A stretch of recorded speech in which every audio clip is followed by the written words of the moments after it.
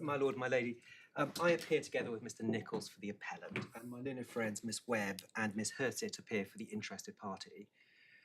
The appeal's listed for a day and a half, but can I indicate that even allowing for a few questions, I'm confident I'm going to finish before lunch. Thank you. We thought that might be the case, but thank you. It's helpful.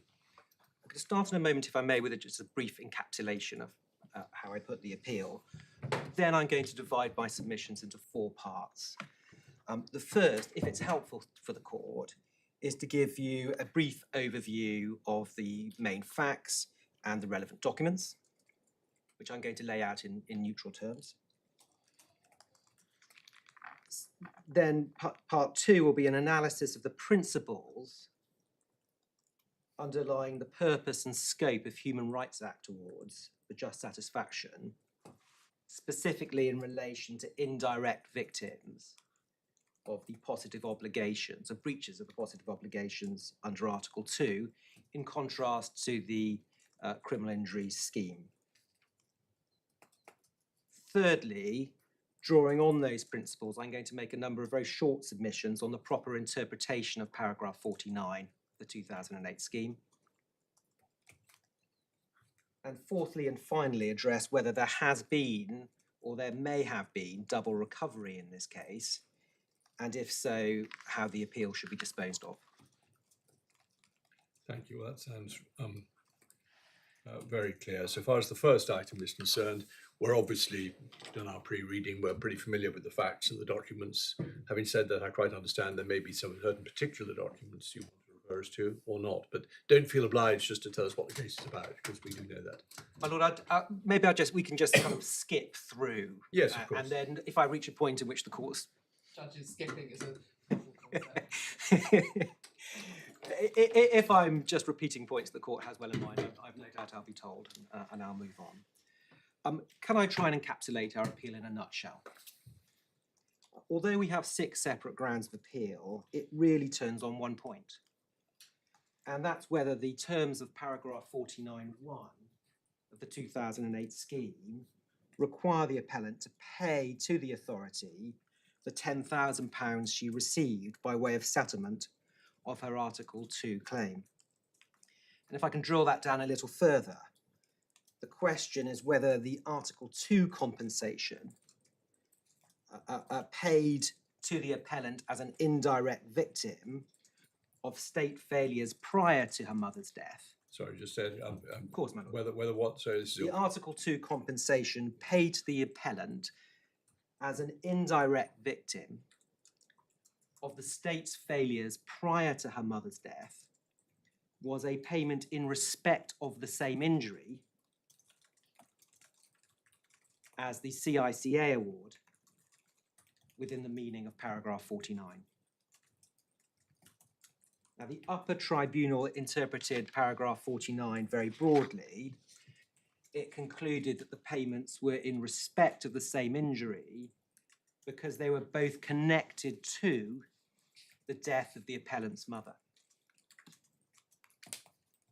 In the appellant's case, will be that this is an overly broad reading of paragraph 49, which should not be interpreted so as to permit recovery by the authority from other awards simply on the basis of a factual connection. Rather, it will be my submission that the purpose and effect of the rule in paragraph 49 is simply to avoid a victim being overly compensated by a double recovery of damages in a civil claim at the same time as an award from the authority. Injury in paragraph 49 isn't to be taken as meaning a common event, but rather a particular form of harm, be it a shared component of a non-pecuniary award or an element of a specific form of loss, pecuniary loss. Just again, a shared component of a general damages award. A shared component of general damages, for example, I mean, and here may be very relevant, grief. Or a component part of a special damages claim. Yes. Is that where you're going next? Yes, yes, my lady.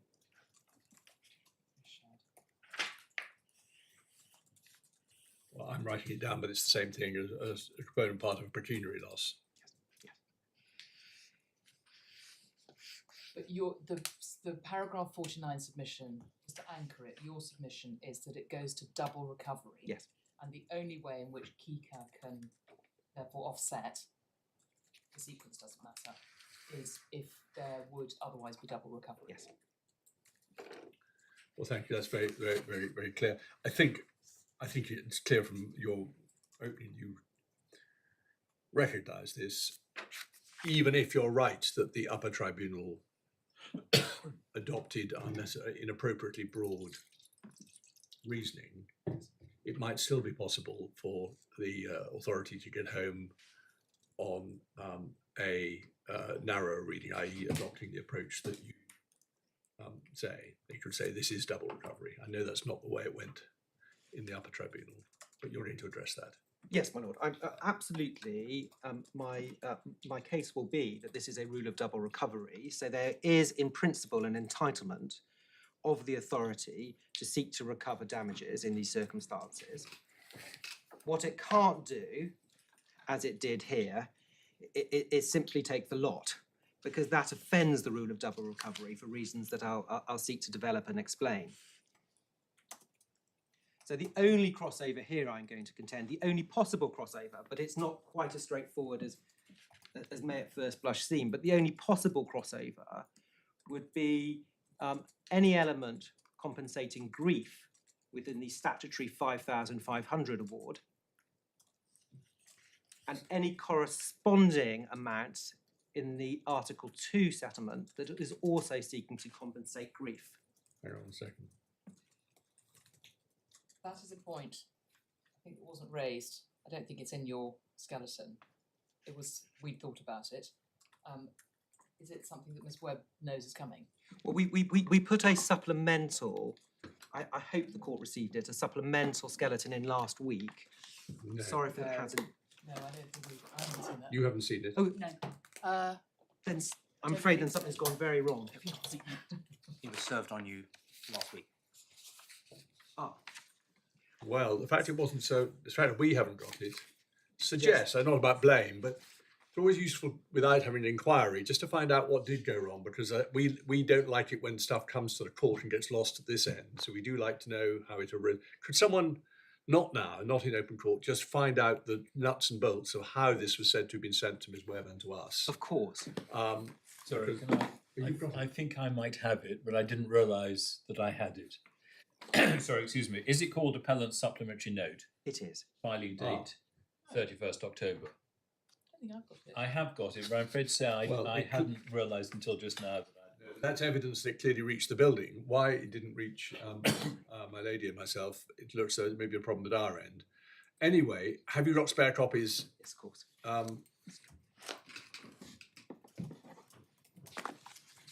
Well, I'll make some inquiries at lunchtime. Well, I'm terribly sorry. No, honestly, it doesn't matter whose fault it is, but I would just quite like to know how it happened to make sure that Yes. it doesn't happen again. Yes. But so don't make apologies prematurely.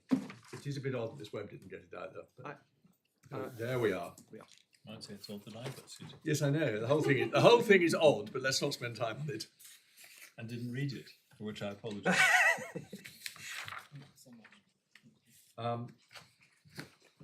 Yes, and we'll look at this in 1 second, but can I just, one thing I wanted to pin down, it had, I think my lady said, the point that a point about the 5-5 had occurred to us in our pre-reading. But you're actually advancing a more subtle argument than that. You're saying there might be an arguable point, not about the whole of the 5-5, but about part of the 5-5. Yes. Which you say is the part related to grief, and you say that actually isn't as straightforward as it seems, Yes. but we'll hear you on that. Yes. Okay. Can I just then quickly read the supplementary skeleton?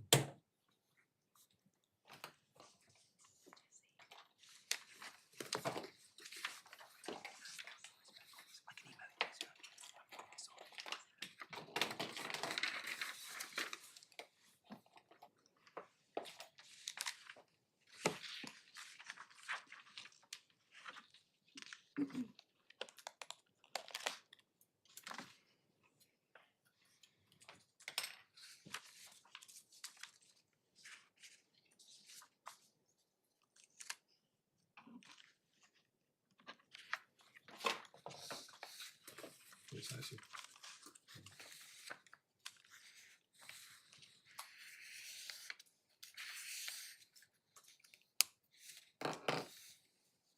And it's anchored in your double recovery point. It is, my lord, yes. It's simply spelling out a consequence of one way in which you put your case that wasn't spelled out previously. Yes, my lord. And that's right. Well, you weren't there, but it wasn't. This point doesn't seem to have been explored at all in the Upper Tribunal. Certainly doesn't appear in the reasoning. So I'm nearly finished.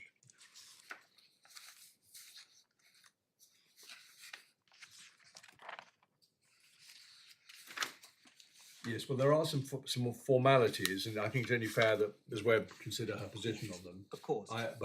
Unless she objects to our doing even this, I think we should allow you to develop the point de beniesi, and hopefully, Ms. Webb, over lunch, you can say whether you have any objections.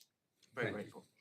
Could I just complete my nutshell summary Yeah. by identifying what we say are three interpretive tools that can be applied to paragraph 49 to reach the conclusion that we contend for.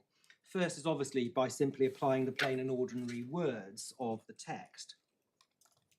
And here would be our submission, the jurisprudential basis of a claim by an indirect victim of a breach of positive or Article 2 obligations and the scope of damages awarded for that breach are so distinct from the relevant CICA award that they can't sensibly be said to be in respect of the same injury. Whereas the injury for the Sorry, what is so distinct? You said the jurisprudential basis, was that what you said? between the purpose of the Article 2 claim here and the basis for the statutory award under the CICA scheme are so distinct, they can't sensibly be said, as per the Upper Tribunal, to arise out of, to be in respect of the same injury.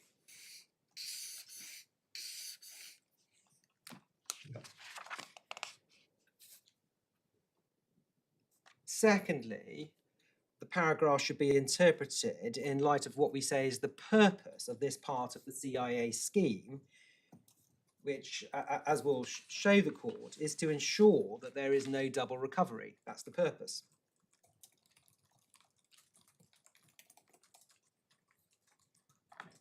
Third, the Human Rights Act. Because the effect of the authority's interpretation of paragraph 49 would be to effectively deprive many indirect victims of breaches of Article 2 of compensation for those breaches. Well, that really begs the question of whether it is the same, whether the compensation for those breaches is the same loss or same injury. Yes. Well, insofar as it is, well, it doesn't help with the interpretation, whether it's an expansive interpretation as per CICA's submissions, or whether or not it's a narrow, but on the facts of this particular case, it applies because there's a complete crossover between the two types of awards. But if they are compensating different things, then the effect of the reading contended for by CICA would be to deprive a victim of an Article 2 violation of a right to compensation. That would infringe not only Article 2 and Article 13, but would also likely, for reasons I'll develop, infringe Article 1 of the First Protocol.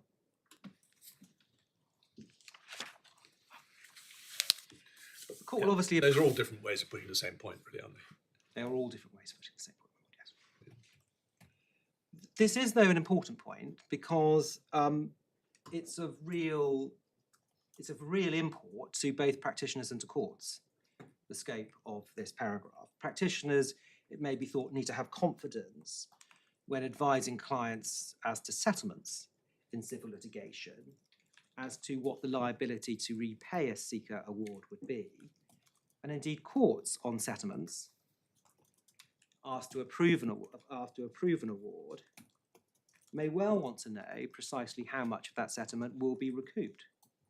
That may make the difference in some cases between approving and not. Courts also need to be clear in cases where there's a pre-existing CICA award, but they are asked to give damages under the Human Rights Act, the extent to which CICA will seek to recover heads of loss, will seek to recover heads of loss to ensure not simply that there's no double recovery, but that claimants are not undercompensated. So these are all, we submit issues that call out for clarity.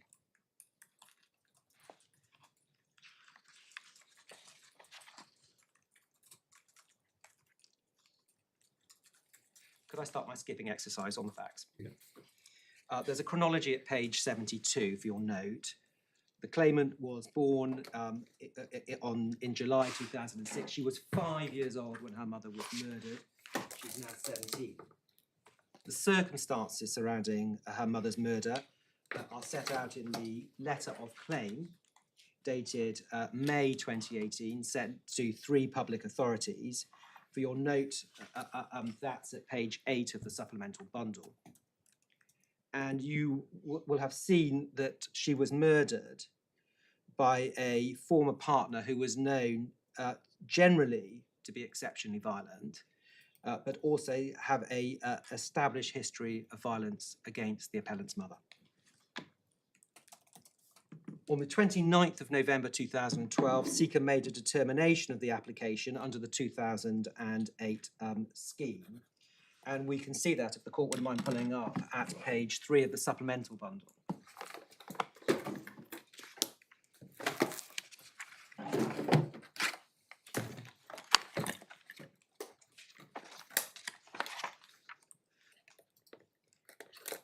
And at page 5, we can see how the award was calculated and the components of the award.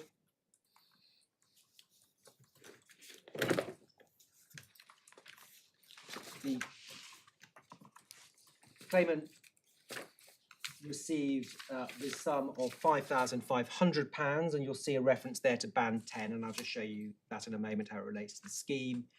That's a set sum when there is more than one bereaved qualifying claimant. And also received £20,000 for loss of parental services, and you'll see a reference there to 42A. That's paragraph 42A in the scheme that sets out a fixed multiplicand and multiplier approach to the calculation of loss of parental services. So does it depend to some extent on the age of the individual? Entirely on the age, yes, yes.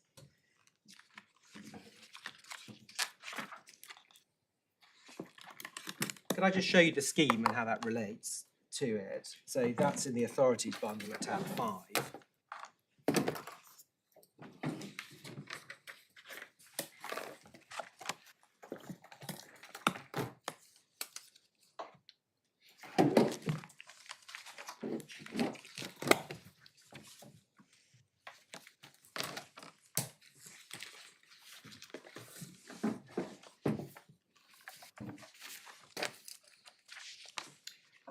Paragraph 6 is the general eligibility requirement, and it's not only, as you can see from 6A, to an individual who has themselves received a criminal injury, but under 6B, where the victim has died, an applicant who is a qualifying claimant for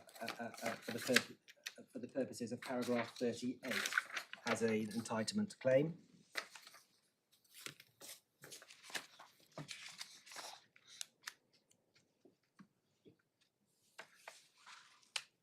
Paragraph 24 sets out the maximum award that can be made,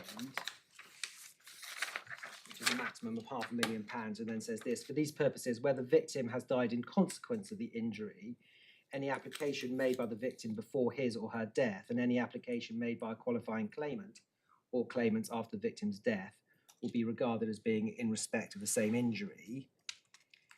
Hang on 1 second. Yes, thank you.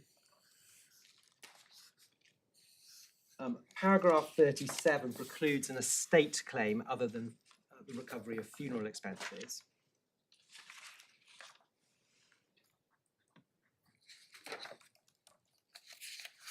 1 minute, can I just take this a bit more slowly? Yes, of course, my lady. Just forgive me, I was even before, which one paragraph we now on? 37, my lord.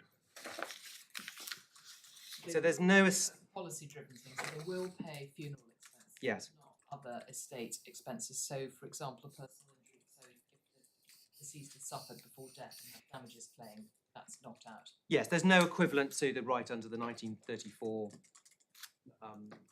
Miscellaneous Provisions Act. Yeah.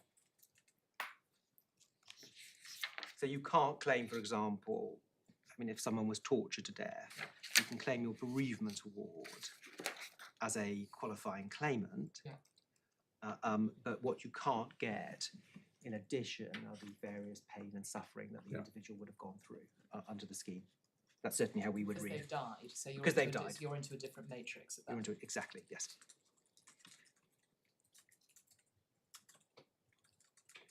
Um, 38 1A sets out the entitlement of the qualifying claimant. Where the victim has died, if the death was the consequence of the injury, compensation may be payable to the claimant under paragraphs 39 to 43, dealing with the standard amount of compensation payable, dependency and loss of parent, and then there's a clause that doesn't apply in this case. There's no dispute. Death was the result of the criminal injury here. As to who is a qualifying claimant, that's dealt with in paragraph 38.2, and it's 38.2c that applies here, because the qualifying claimant is a child of the deceased. Paragraph 39 deals with the bereavement award to which a qualifying claimant is entitled. And that sets out a lump sum approach consistent with how the scheme works generally.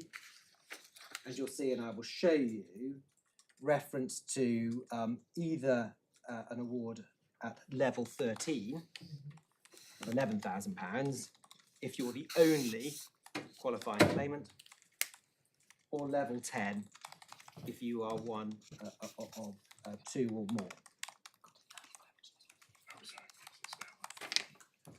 And that's the £5,500.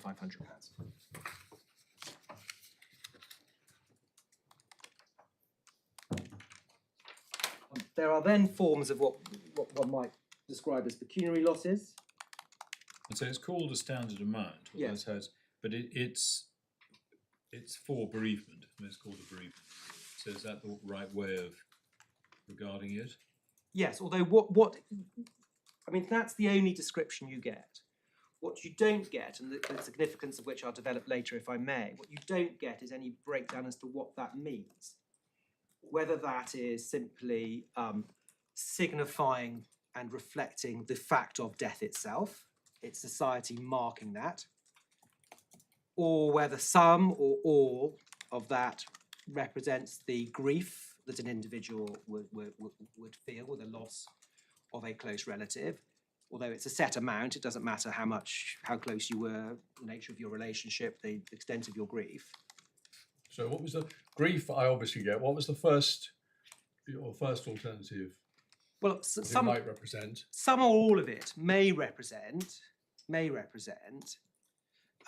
simply society marking the fact of death.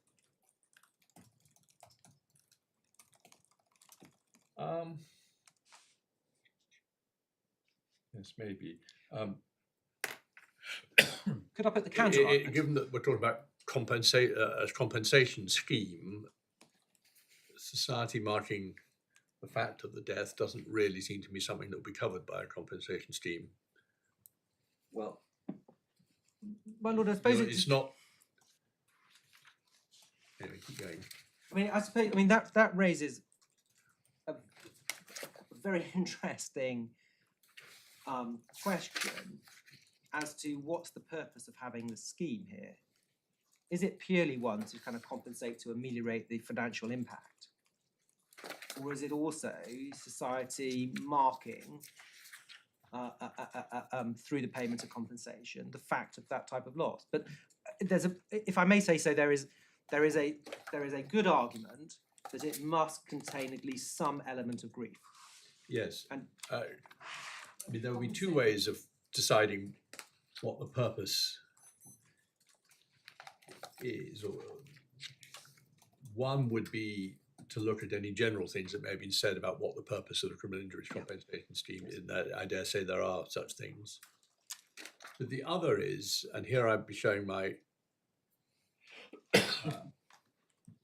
ignorance, because perhaps just my age.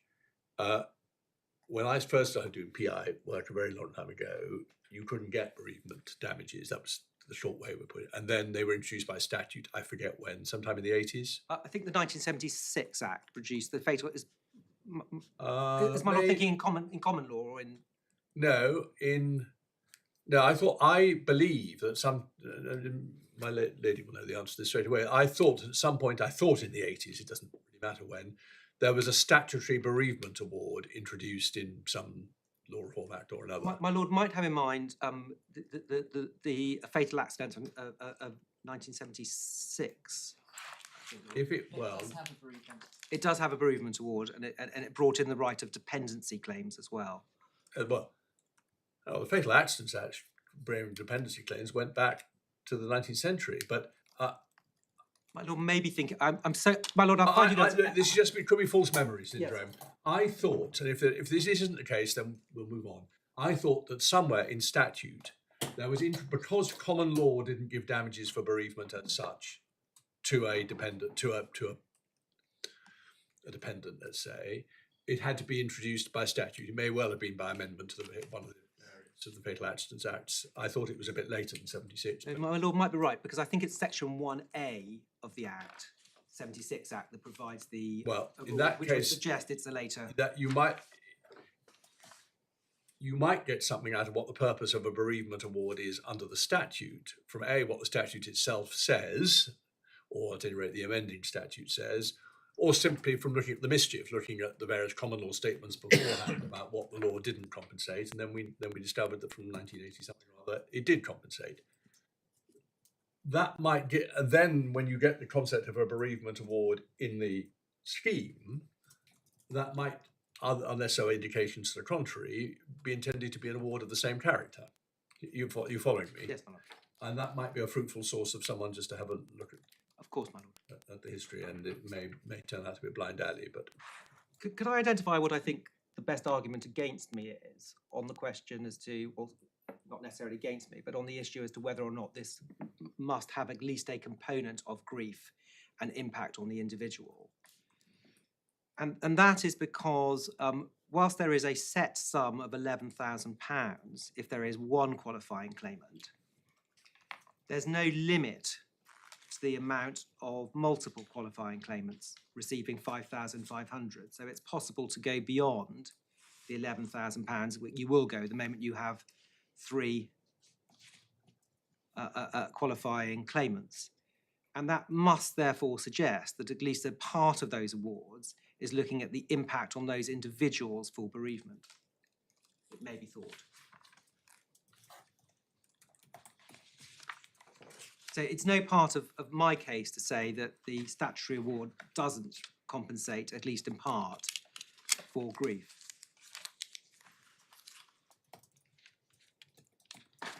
And as I'll develop, I do accept that that is a component of an Article 2 award to an indirect victim.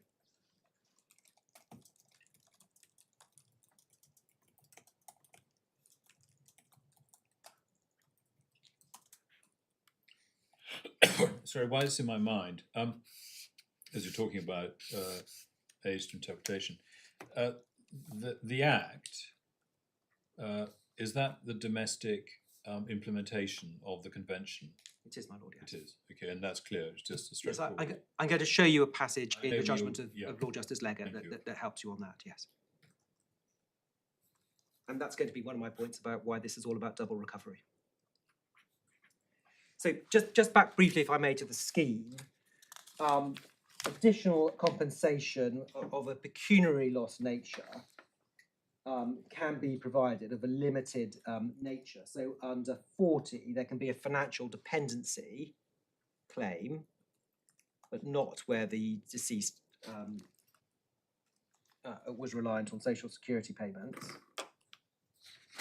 And how that is calculated is dealt with in 41. And then 42. Do we have a financial dependency claim here? No.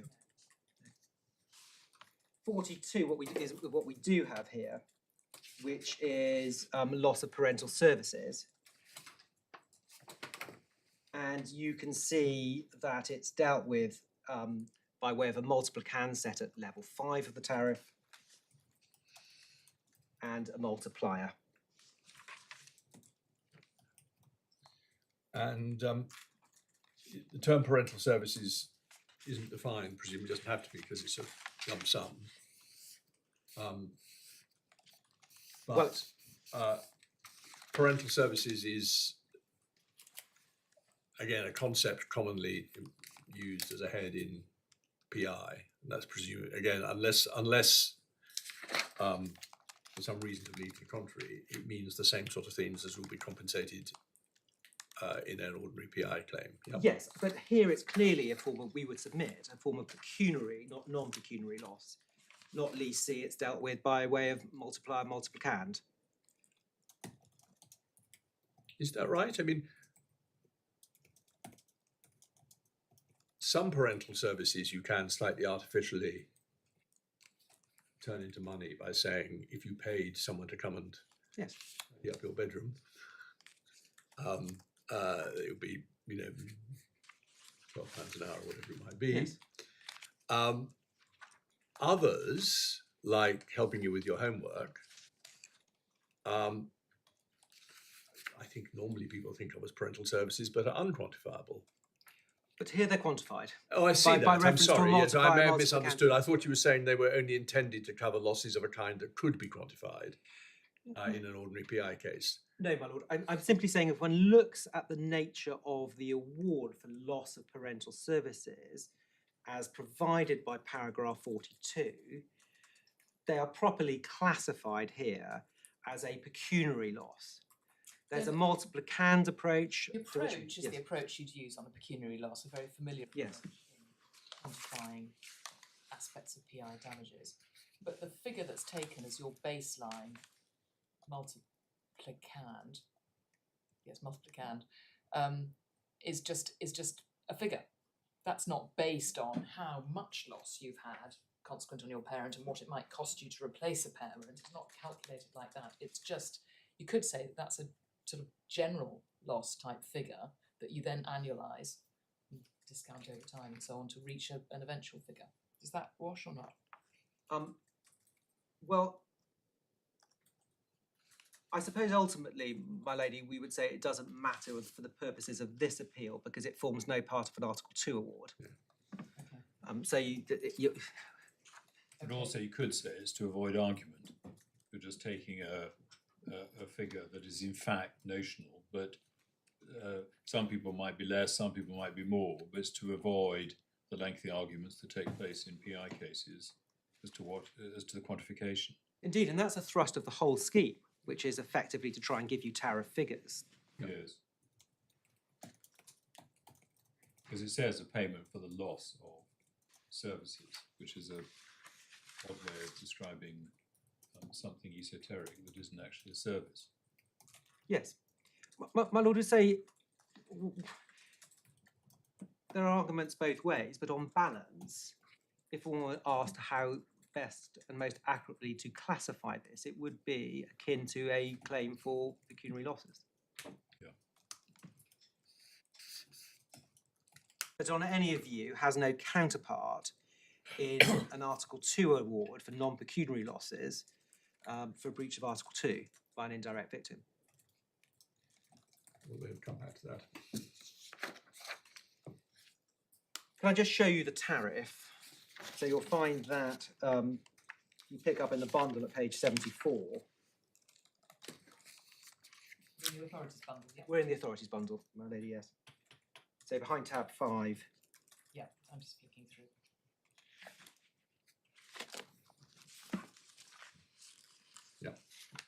We don't need to go through that, you do we? don't need to go through that. We can do any cross referral if we need to. Just before putting the scheme away, can we just look at the passages most relevant to this appeal, so say you've got them. Paragraph 48, bottom of page 64.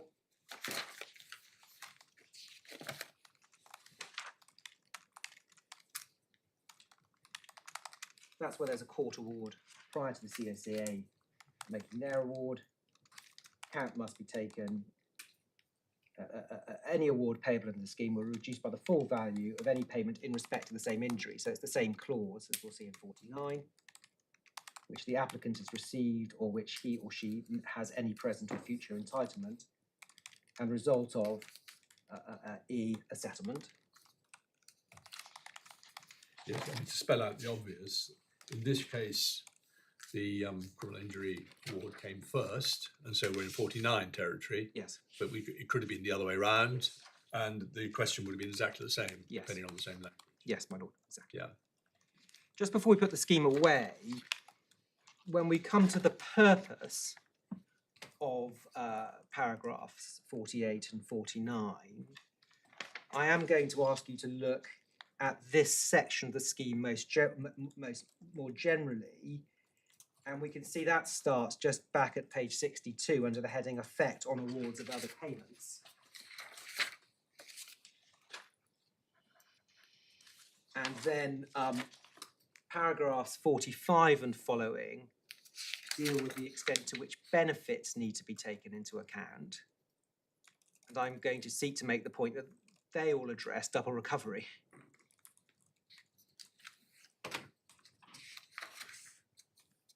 And this is the same section as paragraphs 48 and 49.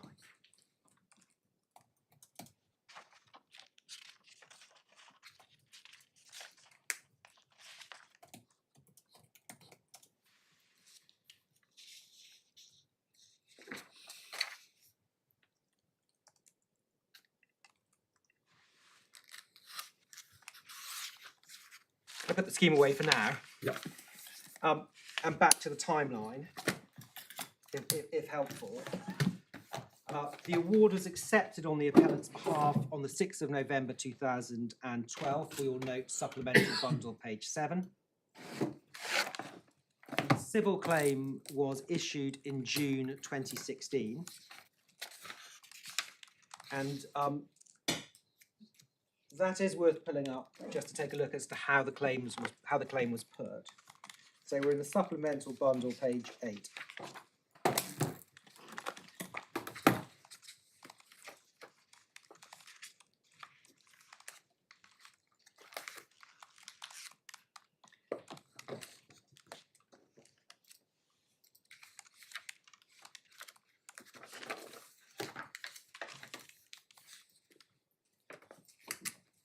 So the letter sets out a very detailed history with a detailed critique of what was said to be failures by the police, social services and the probation services to take adequate measures to protect the appellant's mother, leading to a series of criticisms about those failures, which you can see summarised at paragraph 5.8 of the letter, which summarises the conclusions of a domestic homicide review that was conducted. These are the conclusions of that review. And at 5.8, it sets out what it sees as a number of missed opportunities to protect the appellant's mother.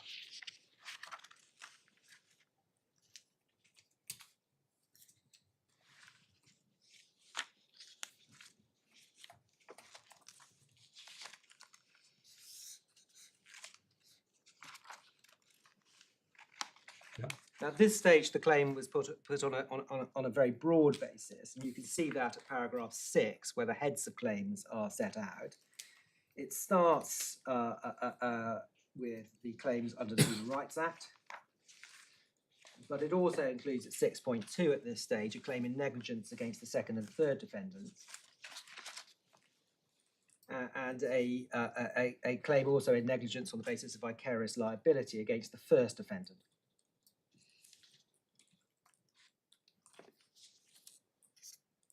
Paragraph 7 of the letter sets out the broad remedies that are sought,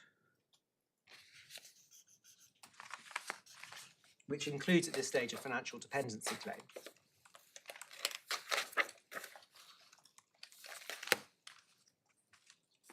And at 7.6, there's an articulation of the particular case under Article 2 brought by the appellant. 7.6, you say? 7.6.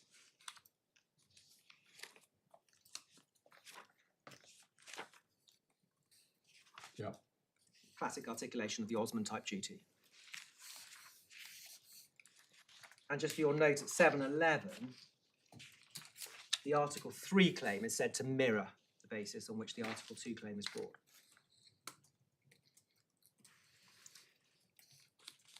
All three defendants denied liability, but welcomed the possibility of ADR and requested further details as to the appellant's position on quantum. And that was provided by way of letter dated the 15th of November of 2018, which the court will find at page 51.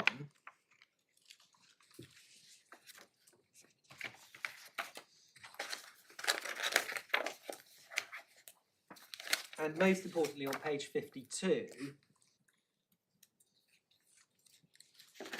having set out the forms of non-monetary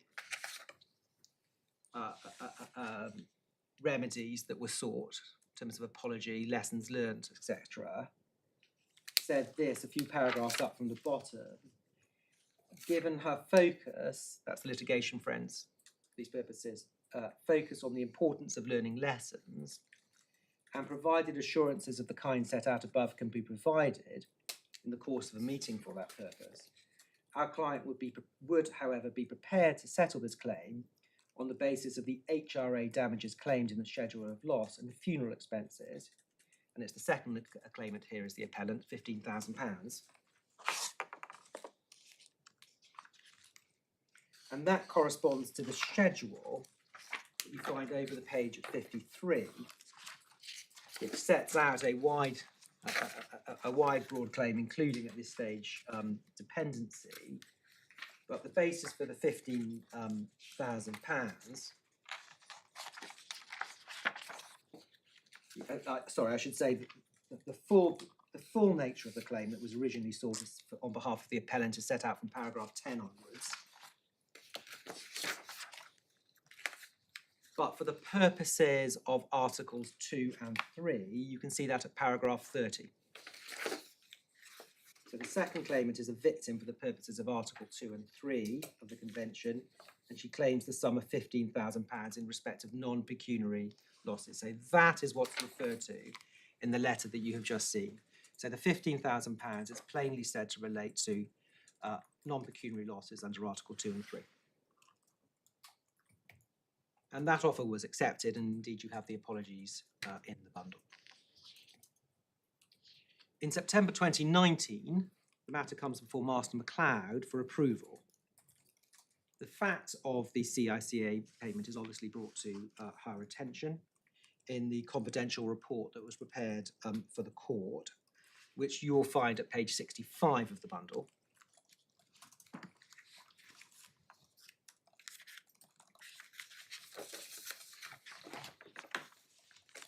And you will see from paragraph 5, page 66, that the court was asked to consider the impact of the payment from CICA and asked to give an indication whether or not it was covered by the CICA award. Where was that? At 5? Paragraph 5, my lord. Hang on 1 second.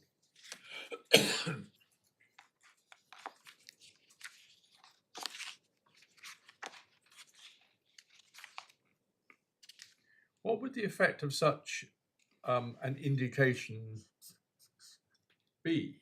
it's really, if the master had said, that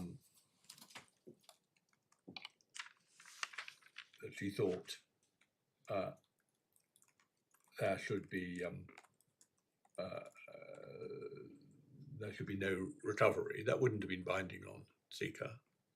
No, my But lord. what was the point of asking for the indication?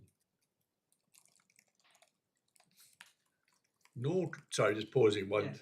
nor, though this isn't quite how it's put, nor could it really be relevant to the approval, because it's a matter of law either way. The court couldn't, as it were, gross up for the chance that the money might be taken away, because then the larger sum will be taken away if it's paid in the same respect of the same amount. Do you follow me? My lord, I do. And can I answer those quite separately? Yes. So, on one view, I accept there's no declaratory power. You'll see the master does in fact put something on the order to this effect, but I don't say that's in any sense binding or declaratory of the position. CICA weren't before the court; they weren't asked to make any submissions. So to that degree, I anticipate simply giving reassurance, whether well-based or not, to the claimant and her advisors. And or trying to provide some degree of clarity in the event that they're, for the purposes of CICA, if they did attempt to recoup. But not one with any legal traction. Yes, I'm not absolutely no, not okay, advising. I'm not saying it was the wrong thing to do, but I just needed, for the interest of clarity, Yes. being strict about it, and I think you're accepting this, it doesn't really take the point any further. I absolutely accept that. Yes. No. But the second question, as to, well, what could the judge do about it? Well, if the judge, as any judge considering an approval for an Article 2 claim, took the view that the settlement monies would be taken in their entirety by CICA, exercising a power that went beyond merely ensuring there was no double recovery, of the type CICA say they have, then a judge may well consider, if it's an approval, not approving the award. Because the judge may consider that this is a case in which a claimant, to give effect to that claimant's Article 2 or Article 3 rights, must receive a sum of compensation. And so it may be that a judge would refuse. Or if it's a trial judge considering the appropriate award, and the trial judge considers that, let's say, £20,000 is the appropriate award for a breach of the Article 2 duty, but that applying the expansive powers contended for, all that money, £20,000 is going to be recouped by CICA, not on the principle of double recovery, but on this broader entitlement of same injury, then it may be that that trial judge will consider, well, in that case, it needs to be £40,000.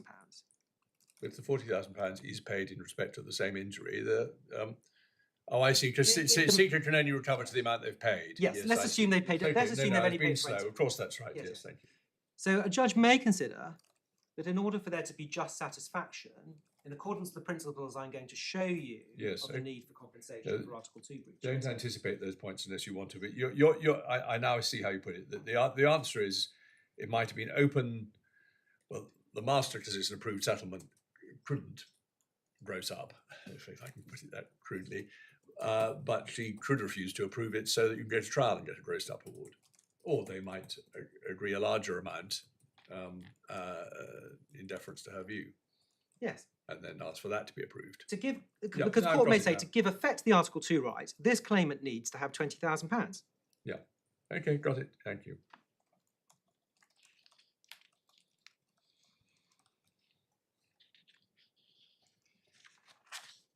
Could I just on this letter and then just the award, just for your note really, it's paragraph 56 to 70 set out why it was contended that the CICA award couldn't be recouped from the proposed settlement. Sorry, which paragraph? was That's that? 56 to 70. Yes.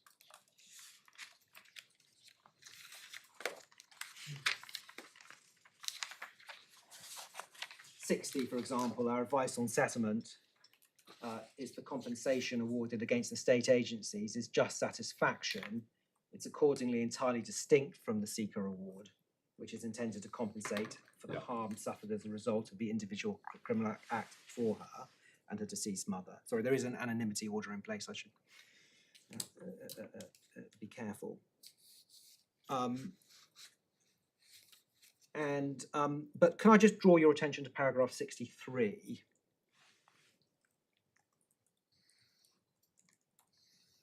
Because there it's drawing in contrast to the CICA award. The settlement is not for services or financial dependency. The Tomlin order, as agreed by the parties, makes explicitly clear that the sum of £15,000 represents £10,000 for a breach of Article 2 to reflect mother's loss of life and the failure to protect that life, and £5,000 for a breach of Article 3. My lord, my lady, that is wrong insofar as it asserts that the purpose of the indirect award under Article 2 is to reflect the mother's loss of life. That's not a component. That could be a component of an estate claim under the Human Rights Act, but not for an indirect victim.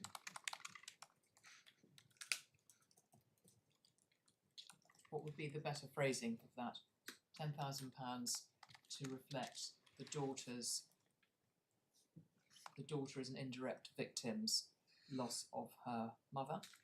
And the breach of her fundamental rights. So as I'm going to defend, because That's crucial. I'm going to come to what the components are insofar as domestic courts or Strasbourg have ever sought to really break it down. But so you have it. My submission will be yes, it will contain an element of greed, but there is also an element that reflects the fact of the breach of fundamental rights, and that the compensation is of itself a vindication to a degree of those rights. Hang on.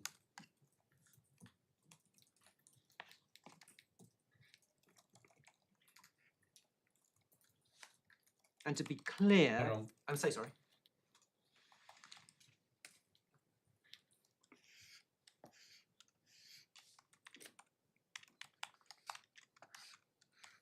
Yeah, thank you. And to be clear, by those rights, I mean the appellant's rights, not her own freestanding rights as an indirect victim, not the rights of her mother. Yeah. Could you characterise those rights? I understand the mother's rights, that's the Bosnians and so on. What's the daughter's rights and for her mother not to be exposed to an Osborne breach? Yes, for the state to have in place a system of protection, a system that protects close relatives from the risk of death. My lady, I'm going to take you in a moment, if I may, to Rabone that helps on that. Okay. Could I just finally on this point, just show you the order, so you've got it. It's at page 77 of the same bundle.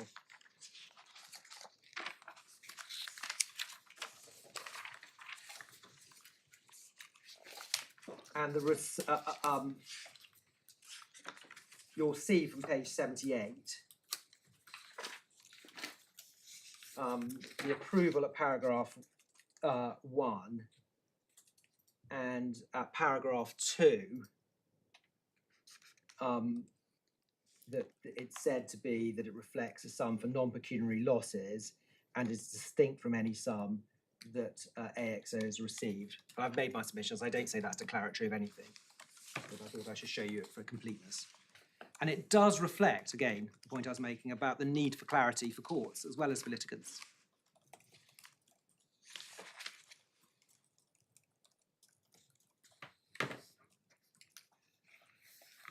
My lords, my lady, I anticipate that it's not going to particularly help you to go through the decision of the First-Tier Tribunal or the Upper Tribunal, not because they're not important, but because ultimately the task for this court is what do these paragraphs mean, rather than did the tribunals below fall into this error or that error. I'd quite like you to come back at the end and show, I think it was on your list anyway, because you're saying that the Upper Tribunal got it wrong, so it's helpful to know exactly where, but by all means do Yes, that. of course. I mean, I was going to say I'm entirely sympathetic to your general approach. Because sometimes one can get on a pure point of law, one can get hung up on errors in the route by which the court below got there. But the real question is whether where they got to was right. Yes. So to that extent, I quite agree. But I think it's forcing my lady's point that at the end we're going to have to be telling the judge he got it wrong, and we want Yes. to, having understood your analysis, it'll be a matter of a few minutes just Yes, to of course. identify where he went wrong. of course, and the meta point is that the interpretation of paragraph 49 as meaning a connection between the two claims is enough to engage it was an error. But Did I'll you say the meta point? So I like that. I don't mind at all. But meta is one of those words that you have to keep up to know exactly what it means at any particular decade. I hadn't come across that use. I've rebranded it by the close of my submission. Yes. Don't get our age, some of us. I'm going to turn, if I may, then, to the second part of my submissions, which is to develop what we would say are the key features of Article 2 awards to indirect victims, in contrast to the basis for the awards under the 2008 scheme. And I'm going to briefly develop 5 points. Can I just tell you what they are and then turn to them in turn? Firstly, and I'm going to appreciate this will be stating the legally obvious, I'm going to develop how Article 2 gives rise to a number of different duties on the state, flowing from the primary obligation to protect life, including, as relevant to this appeal, the positive obligations to protect individuals from real and immediate threats to their life. I'm not going to detain you long on that. Second, an equally trite principle, is enforceability for breaches of those rights is afforded not simply to those whose lives were taken or seriously endangered, but by their close relatives, who have a distinct basis to bring those claims as victims within the meaning of the Convention and the Act of the Human Rights Act in their own right. The third point I'm going to seek to develop is that the jurisprudential foundation of convention rights is entirely distinct from the underpinnings of the statutory compensation scheme and indeed common law.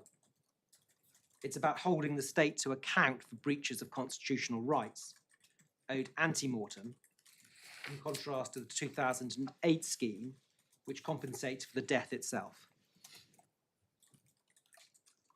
My fourth point will be that just satisfaction for breaches of Article 2 require the state to pay an award for damages unless those breaches have been addressed and fully compensated by other means. Hang on 1 second.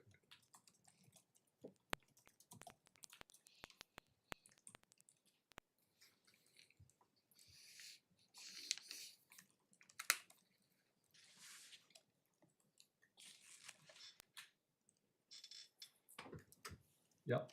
Fifth point is that the mischief that paragraph 49(1) is directed against is double compensation.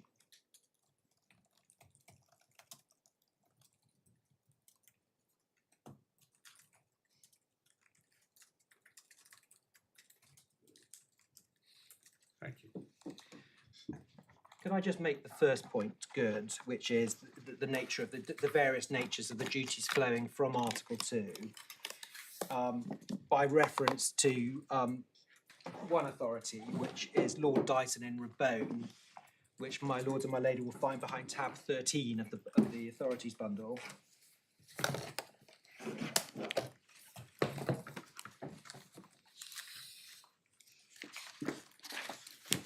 And it's paragraph 13.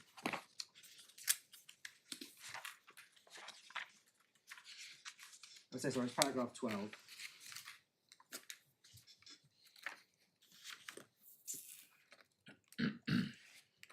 Lordship said, before I come to the issues which arise on this appeal, I need to set the scene by making a few introductory comments about Article 2 of the Convention. These few words, everyone's right to life should be protected by the law. These few words have been interpreted by the European Court. If it's a long passage, should we not just read it to ourselves? I'm very grateful, thank How you. far do you want us to read? I just want you to read to the end of that paragraph, to the end of the bottom of the page.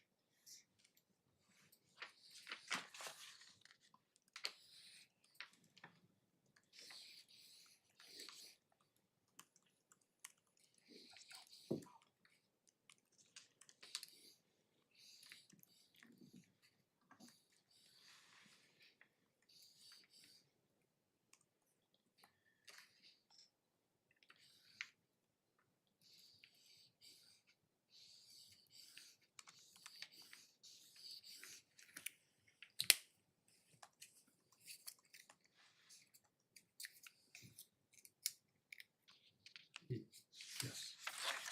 So, and we're, as I said, we're in Osman territory in this case.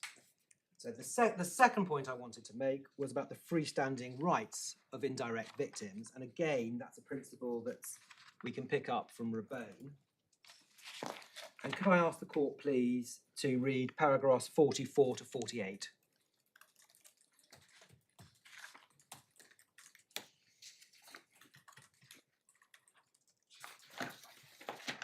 So could you give me the page number? Just speeding up. Yes, of course, my lady. 430.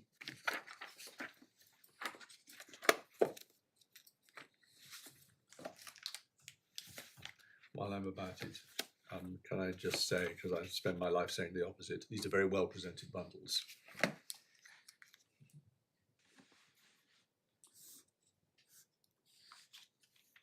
So which paragraphs did you say? 44 to 48, my lord. Okay, we'll read this to ourselves.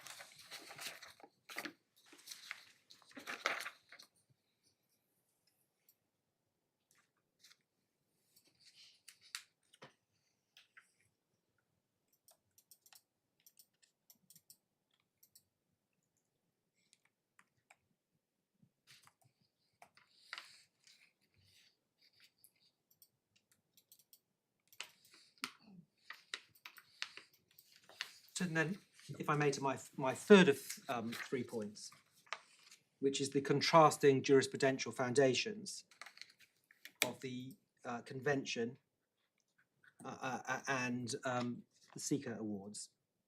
I'm going to take the court in a moment to some authorities, but just to try and encapsulate it. The appellant's case against, under Article 2, was against State Defendants for breaches of obligations owed to her under the Convention, those obligations all arising and being breached prior to the death of her mother. The Convention is not a tort statute. It's not premised on notions of distributive justice between private parties, but rather on constitutional principles of the state's obligations to its citizens and what it is required to do to make amends when it fails. It's about upholding standards and vindicating rights.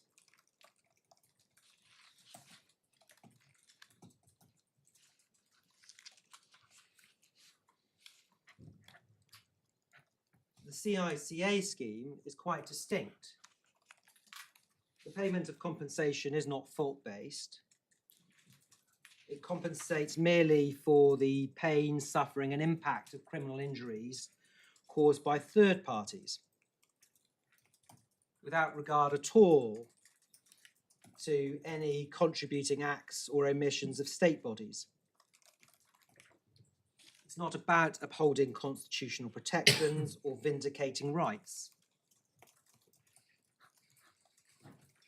It's rather a form of welfare payment, a societal acknowledgement that the state has a role in supporting victims of crime rather than their burdens falling on the victim's shoulders alone. What was your phrase? A societal A societal acknowledgement. acknowledgement. Thank you.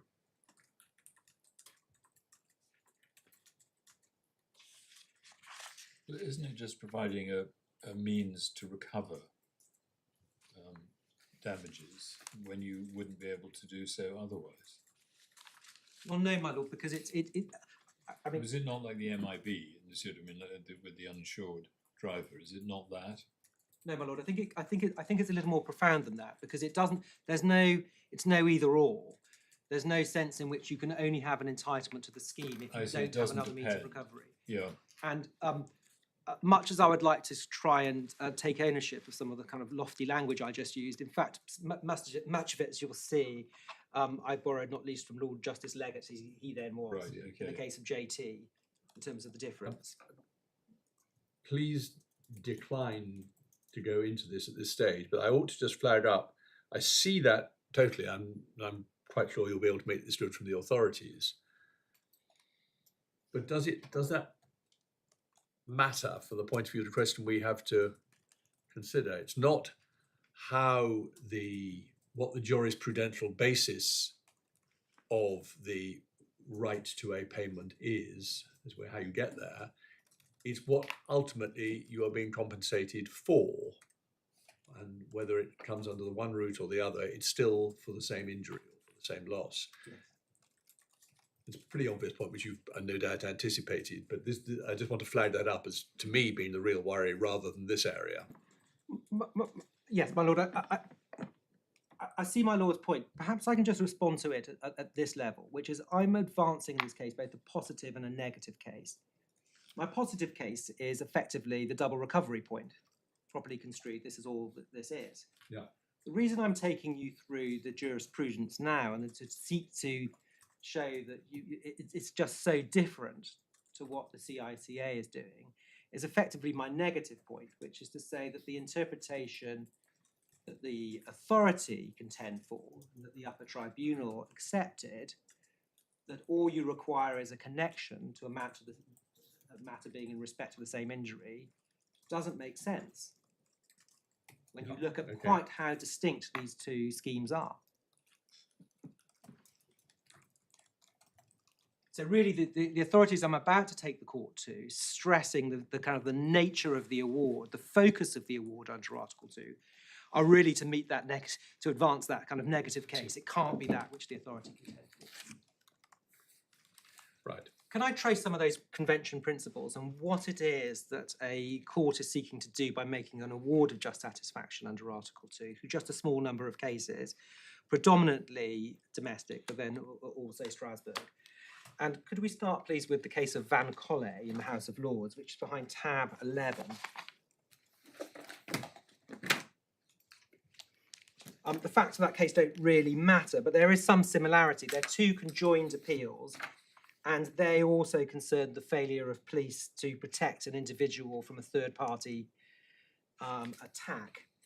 They were similar Osmond-type cases. Van Colle was brought under the convention, and it failed because the risk was not deemed to be real and immediate to the deceased. Smith was a common law case in which there was an argument advanced and rejected that the common law immunities in Hill and cases such as those needed to fall away to keep pace with the convention. But for present purposes, can I just extract a principle about the nature? I got into my head Van Colle went to Strasbourg, but maybe not. It's only No, it did. right. But I went to Strasbourg after.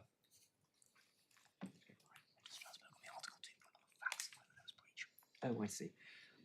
So, Mr. Nichols, it went to Strasbourg on the question of the fact as to whether or not there was a real immediate risk. So it went after this, obviously.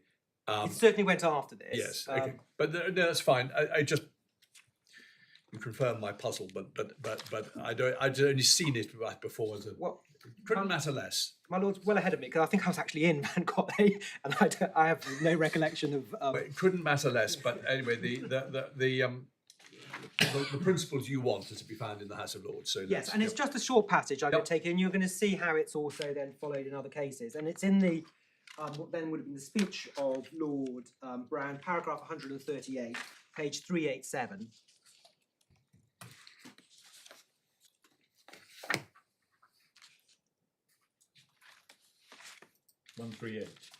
Oh, paragraph 138. Again, we'll read that to ourselves. Thank you.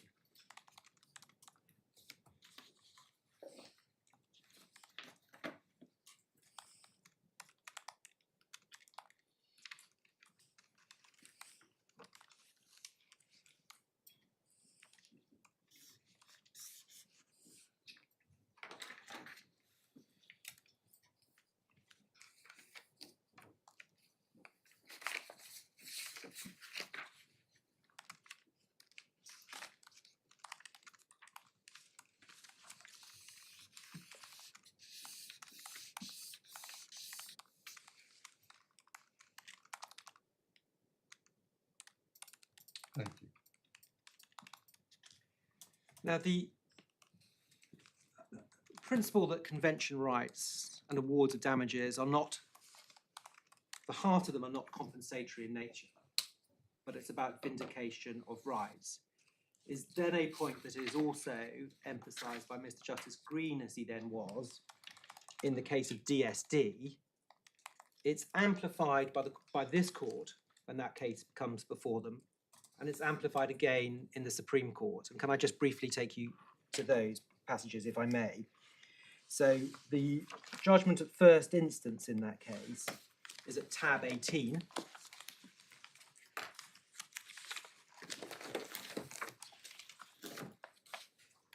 And this is an authority to which I'm going to come back to later, because it's a case in which the court had to deal with double recoverability when there was a pre-existing CICA award. But for present purposes, it's the principle. And it's paragraph 15 on page 683.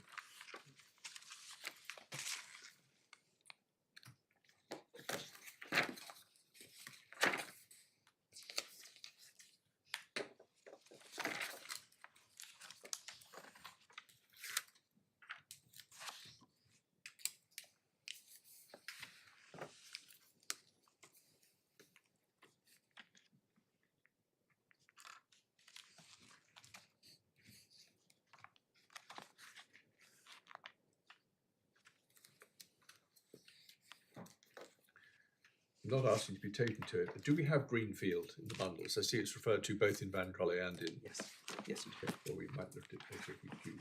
Thank you.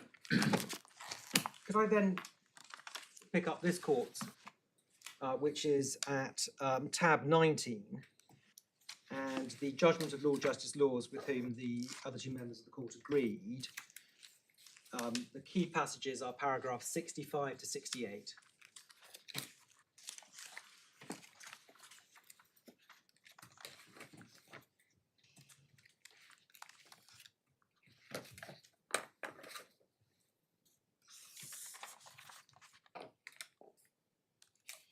Could you give me a page number?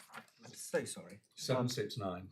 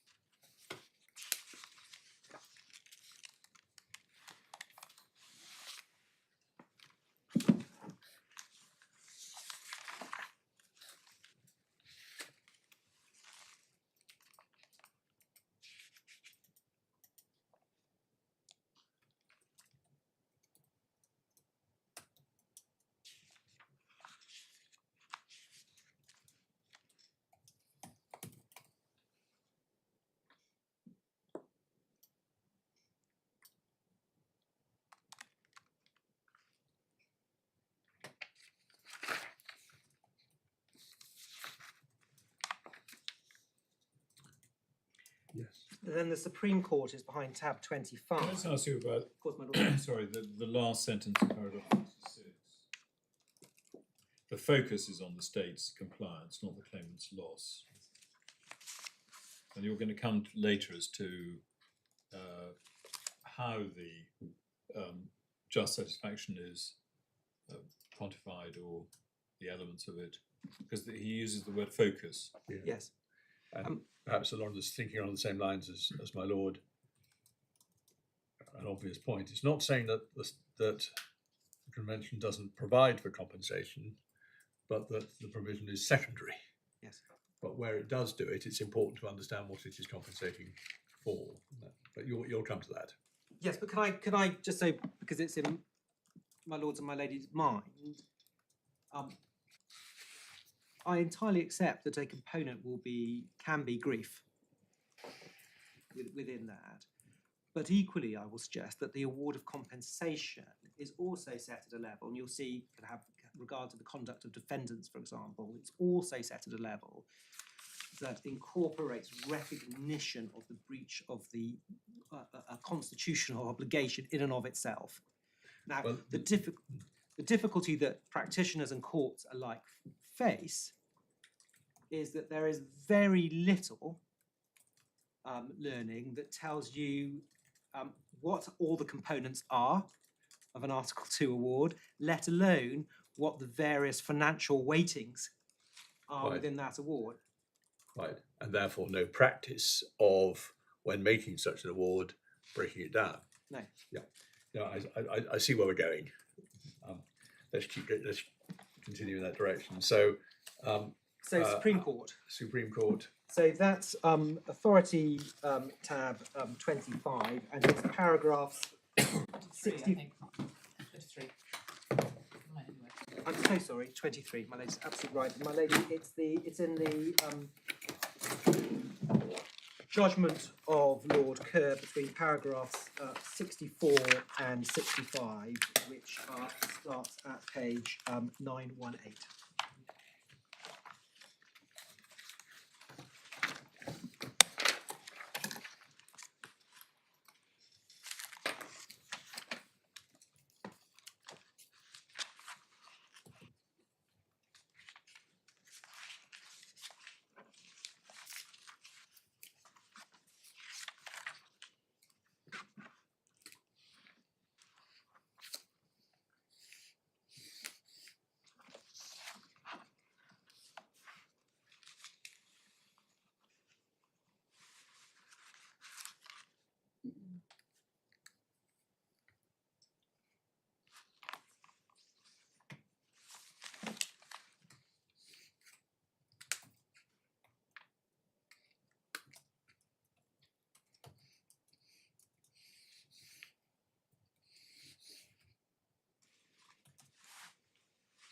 Yes, I'm sorry. I'd forgotten that DSD was the War Boys chase, and I hadn't twigged. Perhaps you were about to say that the claimants had received damages, presumably. Well, does history tell us whether CICA tried to get back, or perhaps there wasn't any work? I don't know what the outcome There was. I was going to take my lord in a bit of detail to the first instance decision a little later on, but the position is this: there was a pre-existing CICA award right here. at the time that the a quantum was assessed by Mr. Justice Green, and Yes. the quantum Okay. decision you have. Sorry, I'm content to wait. So you have Lord Kerr here, and of course, two things to observe about the sentence in paragraph 65 about the award of compensation being geared principally to the upholding of standards concerning the discharge. I mean, that's an Article 3 case, but precisely the same principles would apply in respect of Article 2. And also this case, as you will see, is about the same obligation, the Osman type obligation, as this case. Is that there's an Article 3 obligation to protect as well as Yes. are you relying on the fact that or he specifically endorsed the first instance judge's approach to the award of compensation? Yes, although there's no consideration, my lord, I can't rely on, there's no consideration in terms of the interplay Right, that Mr. okay. Justice Green had to deal with between the CICA award and the Article 3 award. Okay. And just so you have it, what Mr. Justice Green did, as we will see, is he said, well, they're very different, but insofar as they actually compensate for the same types of heads of loss, I'll give account for that. Okay. But he didn't deduct the entire amount that CICA paid. So that's DSD. Can I take you now to a decision of this court that concerns or touches upon the relationship between the CICA scheme and the human rights scheme, and that's the decision of JT against the First-Tier Tribunal, which the court will find in tab 24. And the Page 946. this was a case that concerned whether an old rule in the criminal injuries compensation scheme that precluded an award to a victim who lived in the same house as the perpetrator was compatible with Article 14 taken with Article 1 of the First Protocol. So that was the issue before the court. But at paragraph 65, Lord Justice Leggett touches upon the difference between the different underpinnings of the two schemes, and that's at page 966.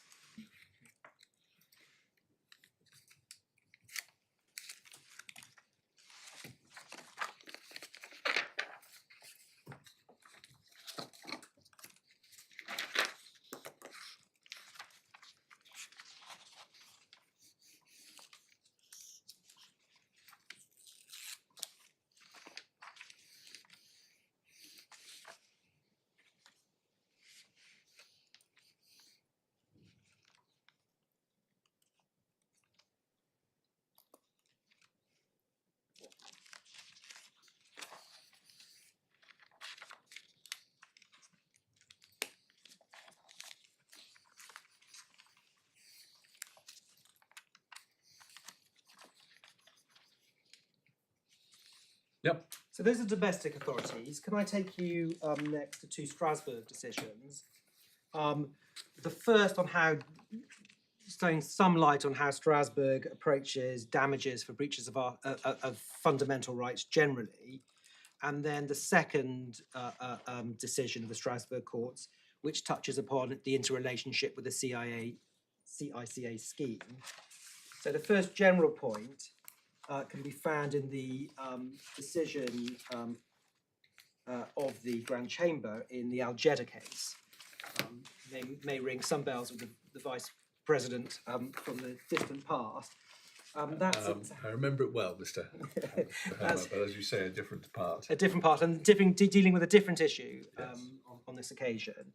And I extracted only for the general principle that you will find at paragraph 114 of the court's judgment on page 1180.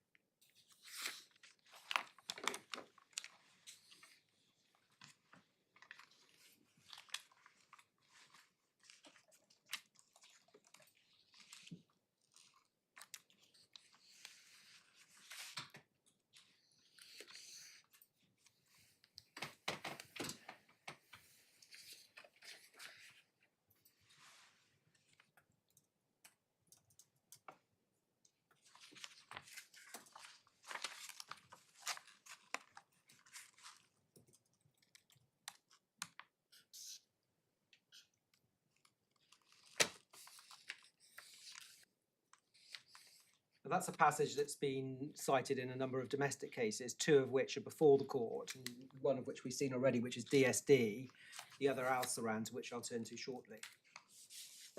Now, the Strasbourg court has not considered a case directly on point to this appeal, namely the relationship between damages for a breach of a positive obligation owed under Article 2 and a CICA award. But it has analysed the position in respect of another breach of Article 2, namely the failure post-death to investigate it. Can I just, before you leave Of course, this my lord. paragraph, its guiding principle is equity,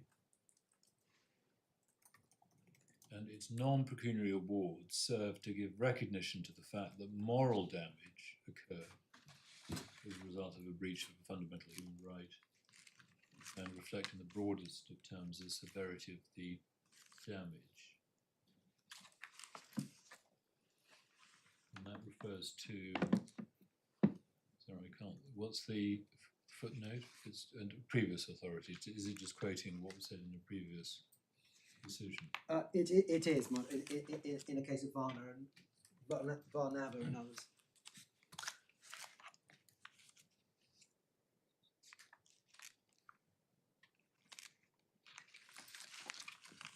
And is this the broadest expression that we have, or the narrowest expression we have, of how or what an award reflects?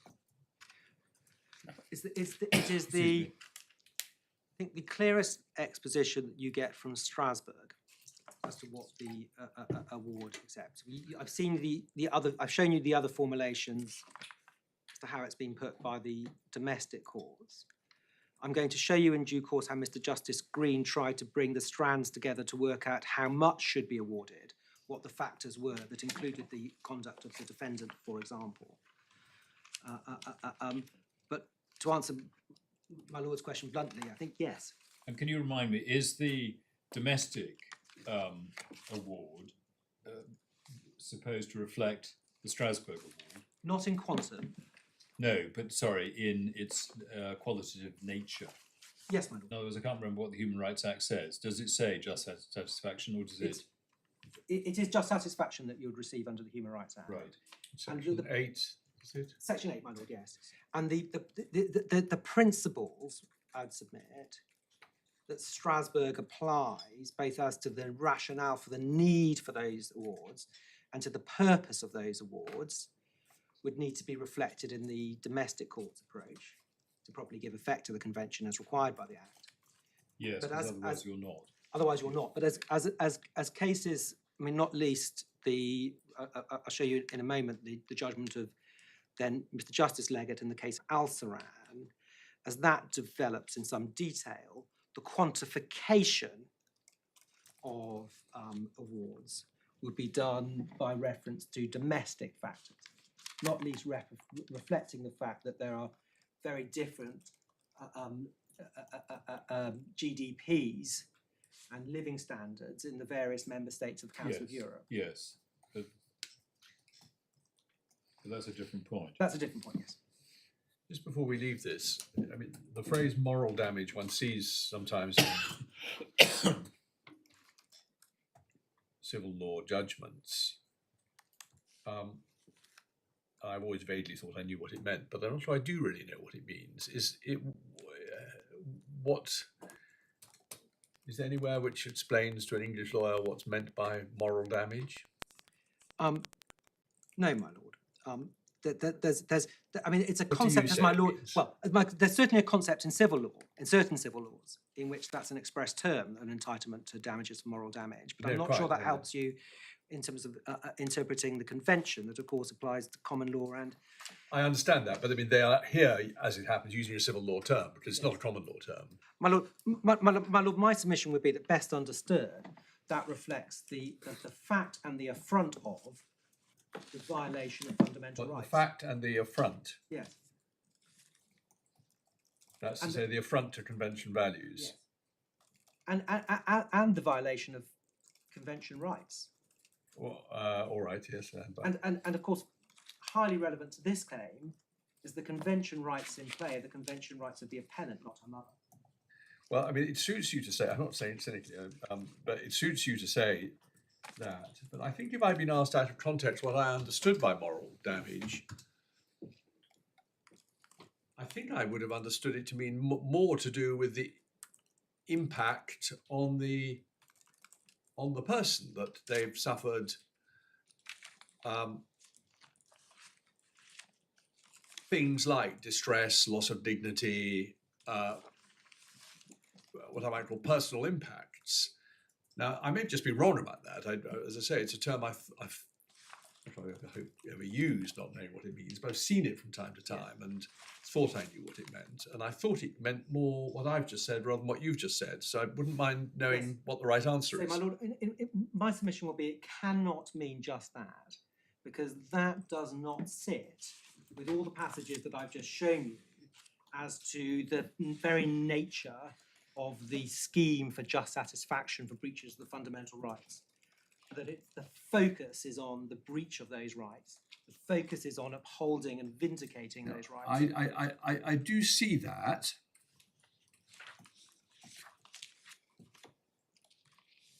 Also, can I ask you and Ms. Webb and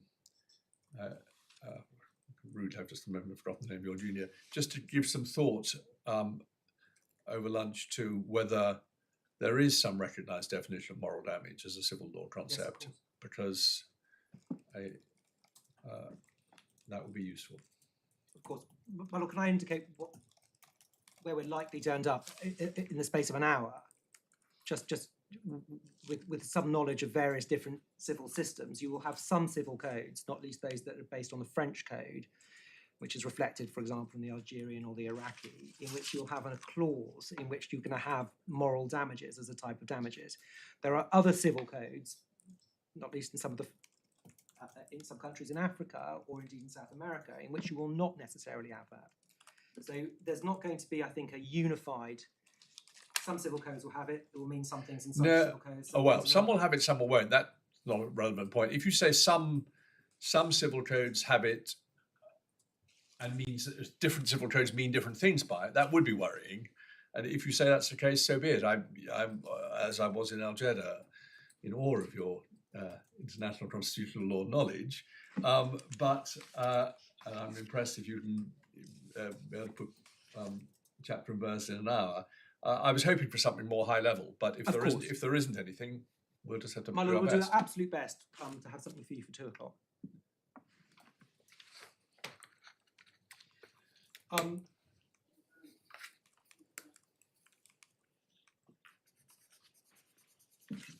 So I hope I've at least tentatively answered my lord's question, which is subject to some further research and thought on moral damage. Yes, and please, no more about that. I don't want to lose sight of the fact that I have accepted that Article 2 damages can include grief on the one hand. Yeah. But my primary case is that's not what they're all about. No, okay.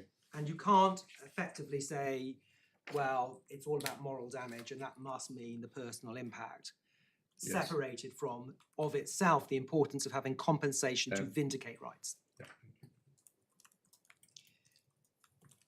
So that's Algeda. Can I move then to the case that I hope is now behind the court's bundle at tab 33, which is the case of Shanagan.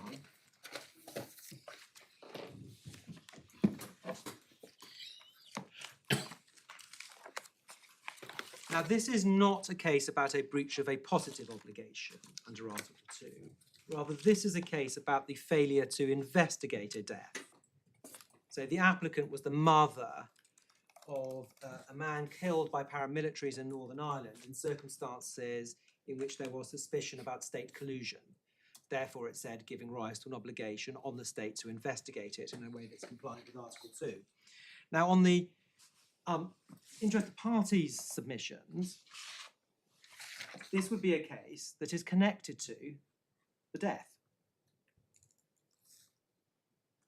And thus, on their case, any damages received by way of an investigatory breach falls to be recovered in the same way as a ante-mortem failure does.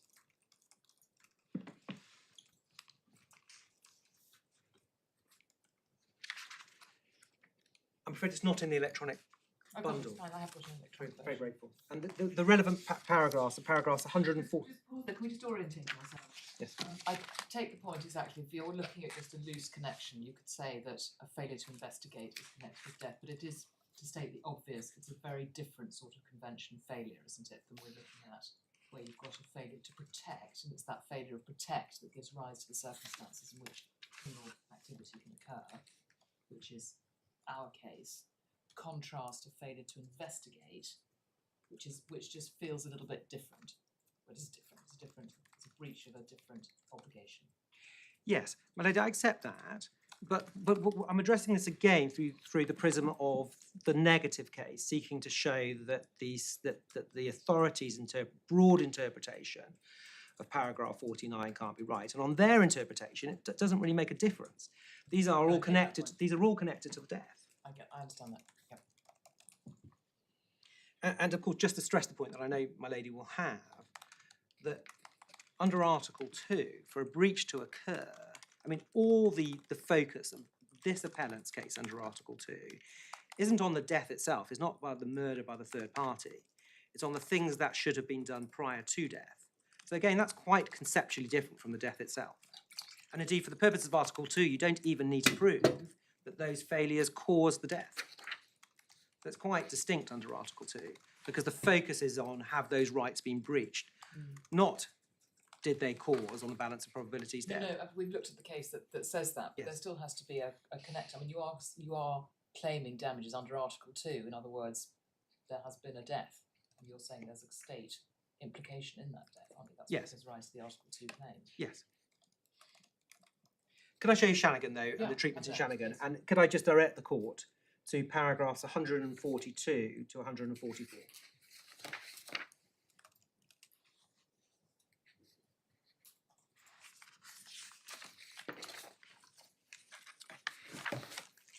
Sorry, my memory, just before we just rise out of the last exchange, my memory is less good than my lady's. Which is the case that says there doesn't even have to be a causative connection to the death? Well, can I give you references to two? Again, you've seen paragraph 138 of Lord Brown in Van Colley. He says that there, does Yes. he? I've forgotten that. Could I give you, for your note, though, equally, the case of Sarjanson, which is in the Yeah. bundle at tab 16, and paragraphs 28 to 29. Thank you. Right, sorry, back to Shannon. Which paragraphs? Could the court please read 142 to 144?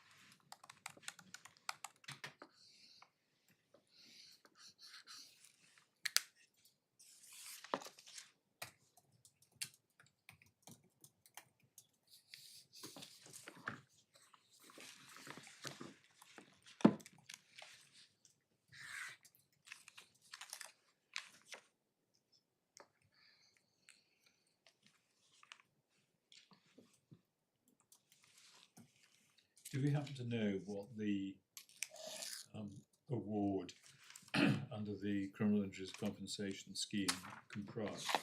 We just have the sum, how it was made up, in other words. My lord, I don't think we do, but I'll double check and if there is, I'll flag it. This is, it probably isn't, but you just explain to me why. This looks as if this is slightly against you, because it looks as though the court is linking its award only,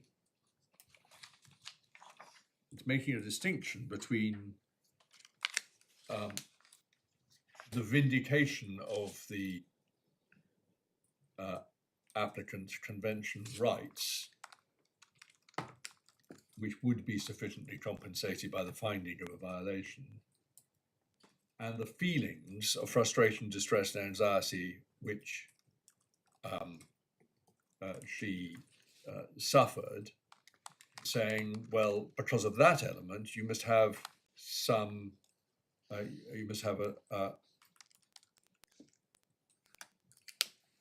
award. My Lord would say no, because what the distinction that's being drawn is between the type of claim that isn't before the court, but let's say either an Article 2 claim brought by an estate for pain and suffering caused by the death, under I beg pardon, a non-pecuniary award on behalf of an estate, the death itself,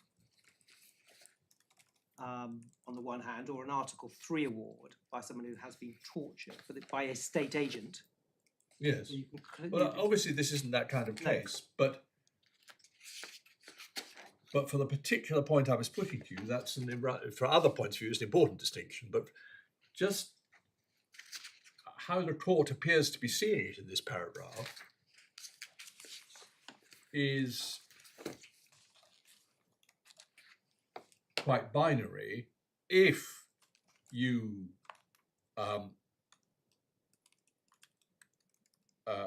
have suffered a breach of your rights, but it hasn't caused you any feelings of frustration, distress, and anxiety, then the finding of the court is a sufficient vindication of those rights.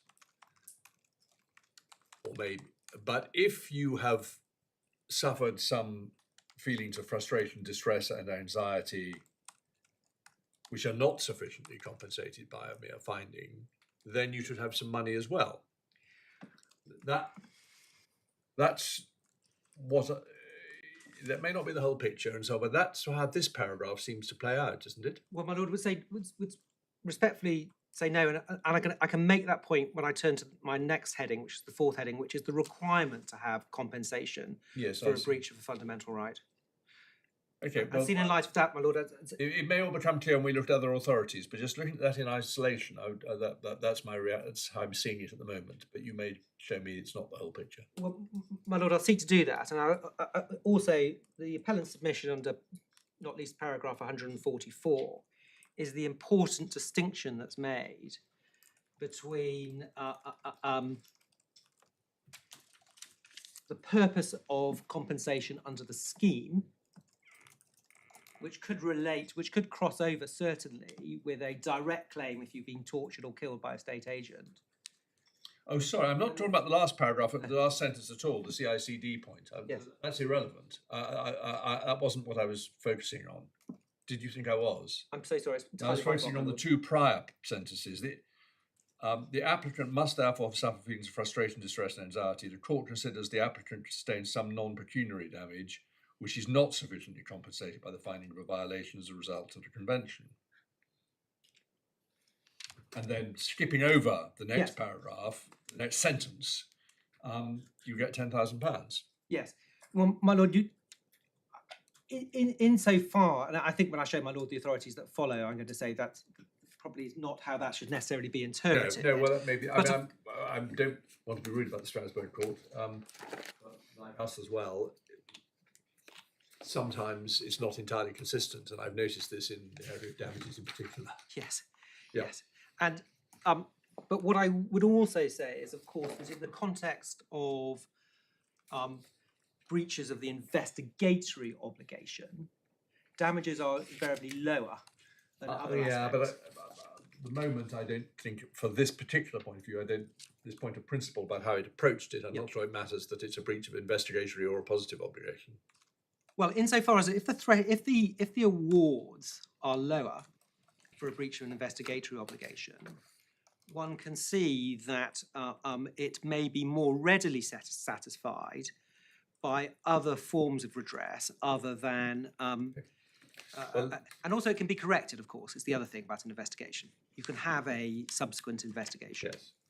Okay, well, let's go where we need to go next. So that is then the fourth of five headings, which is the requirement to compensate breaches of Article 2. And the simple point is we make is that where there has been a breach of Article 2, certainly of the type of the breach here, the state is required to provide compensation. And that obligation is not attenuated by receipt of compensation or monies representing distinct separate aspects of a person's loss and damage. And the convention authorities draw a distinction. They draw a distinction on the one hand between certain articles, such as Article 6, breaches of which might not require compensation, and breaches of fundamental rights, Articles 2 and 3 in particular, that do. And those two lines of authority were drawn together by Mr. Justice Green in DSD. So if we could go back, please, to tab 18.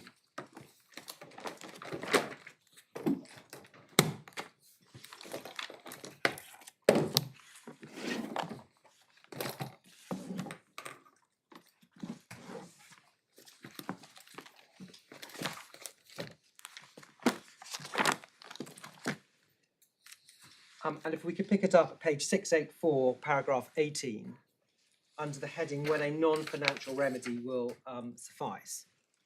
And in this case, the court was dealing with an argument advanced by the Commissioner that both a civil settlement of a claim against war boys and a payments of the CICA Was good enough. was good enough.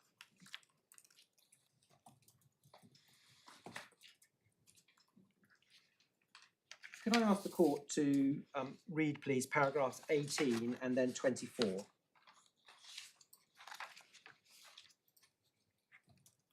I should say between 18 and 24, the court considers the authorities that, such as Article 6, where damages aren't necessarily required, and cases in which they are. And I should also say, I think I said it before, but this case is about the same type of breach, albeit in Article 3 terms, as we have here in Article 2 terms.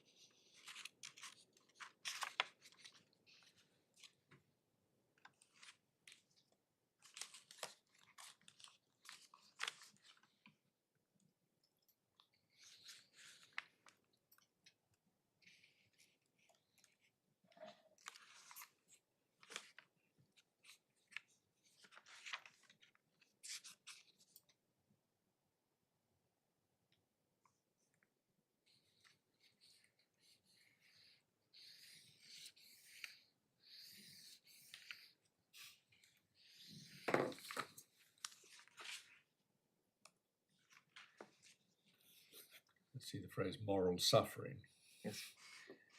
in paragraph 21, but don't comment on that for the moment.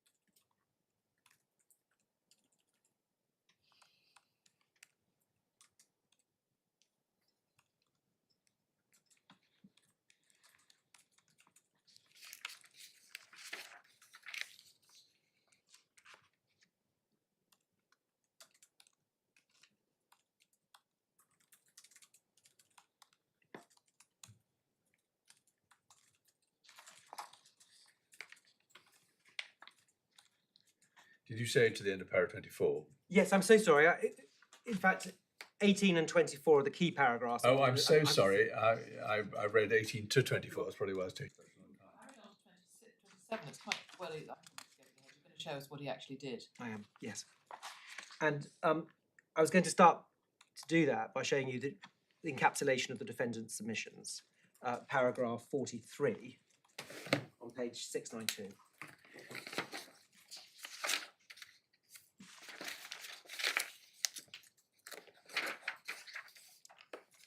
And you can see at 43 sub 5 that one of the matters relied upon was the payments £13,500 and £2,000 received from the CICA.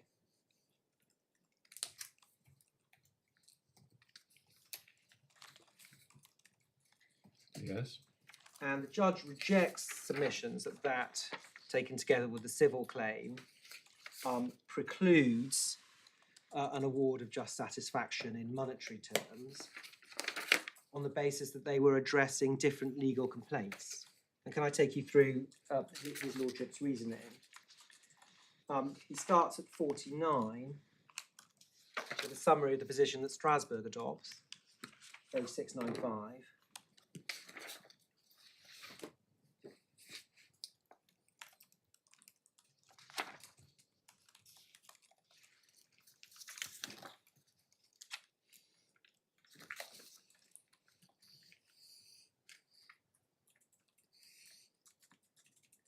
Yeah. At 56 through to 60, his lordship explains why the civil claim doesn't preclude a damages under just satisfaction because they're addressing a different point.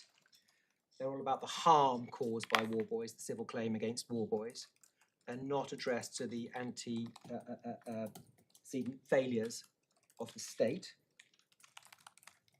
Concluding at 60, having analysed why that is the case, that there was nothing to support the submission of the defendant that this claim was to compensate for damage and for loss caused by the NPS by virtue of its ineffective post-assault investigation. And then at 65, the same analysis is applied to the monies received from the CICA. And that's at page 699.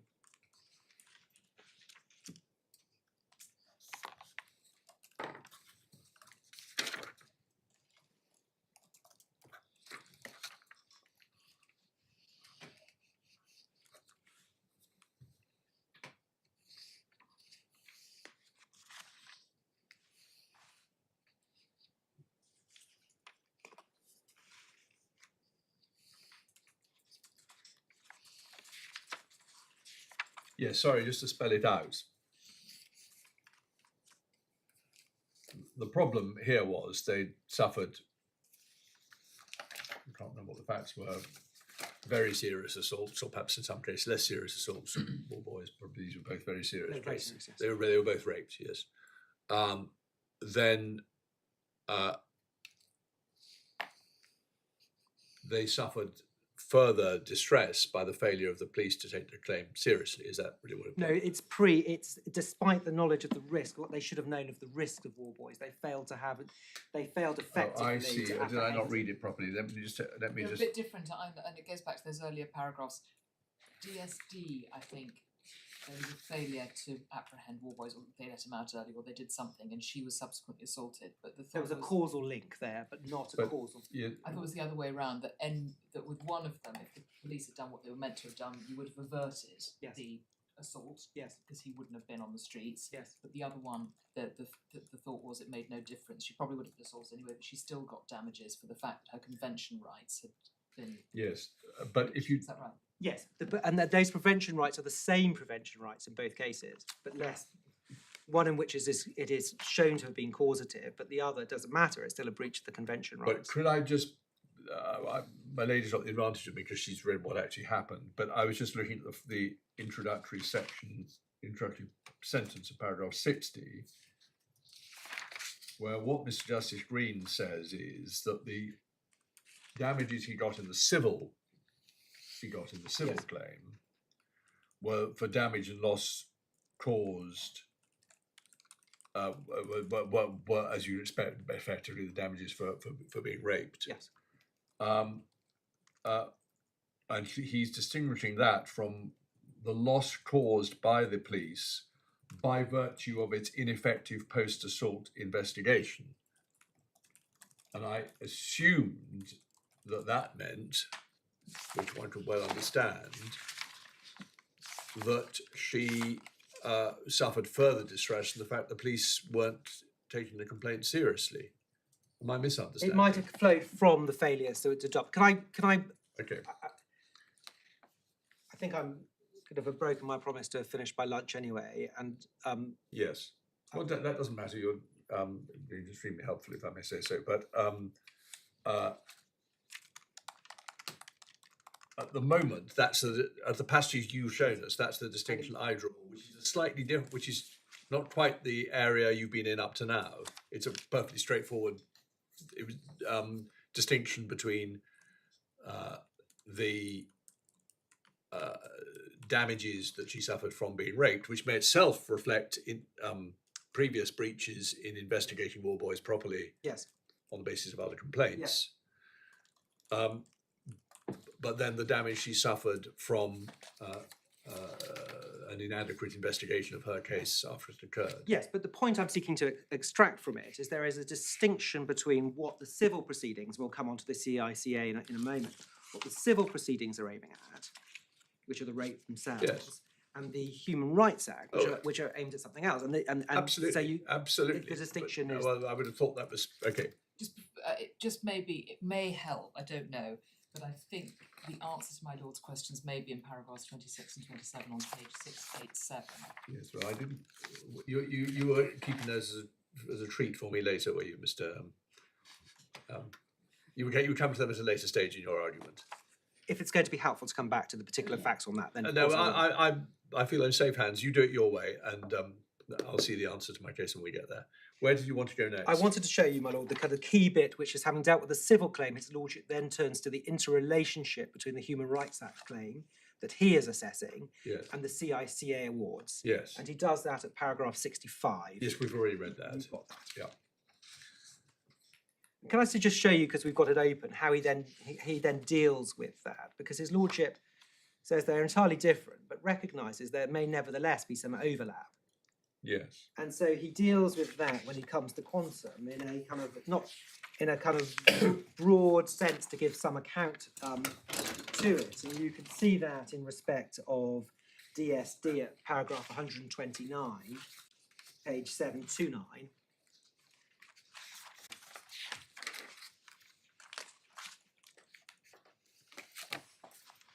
And in respect of NBV, at paragraph 142 on page 732. Sorry, I was just making a note. Give me those references again. Of course, my lord. So in respect of DSD, it's paragraph 129. Yeah. And in respect of NBV, it's paragraph 142. Can we read both of those?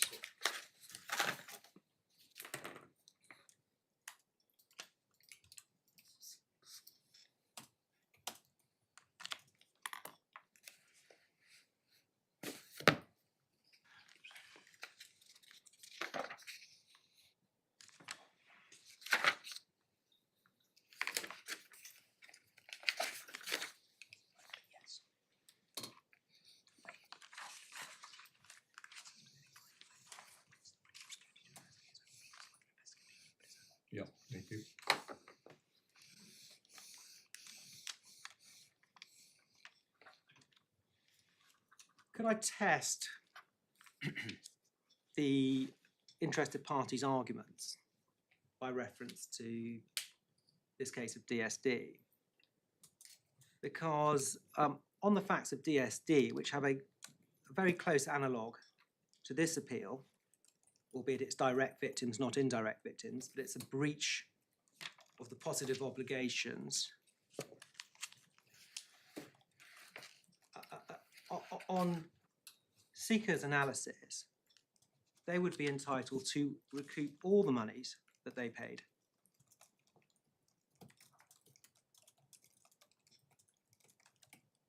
Not just the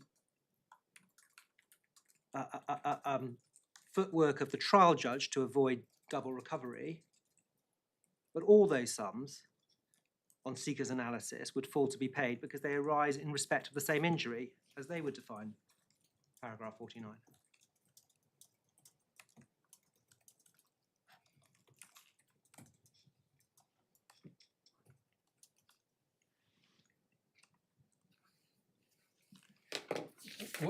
Sorry. So sorry, my lord. Was the judge asked to approach it this way rather than actually, excuse me, make an overall award, recognising that some or some part of the sum paid might have to be repaid?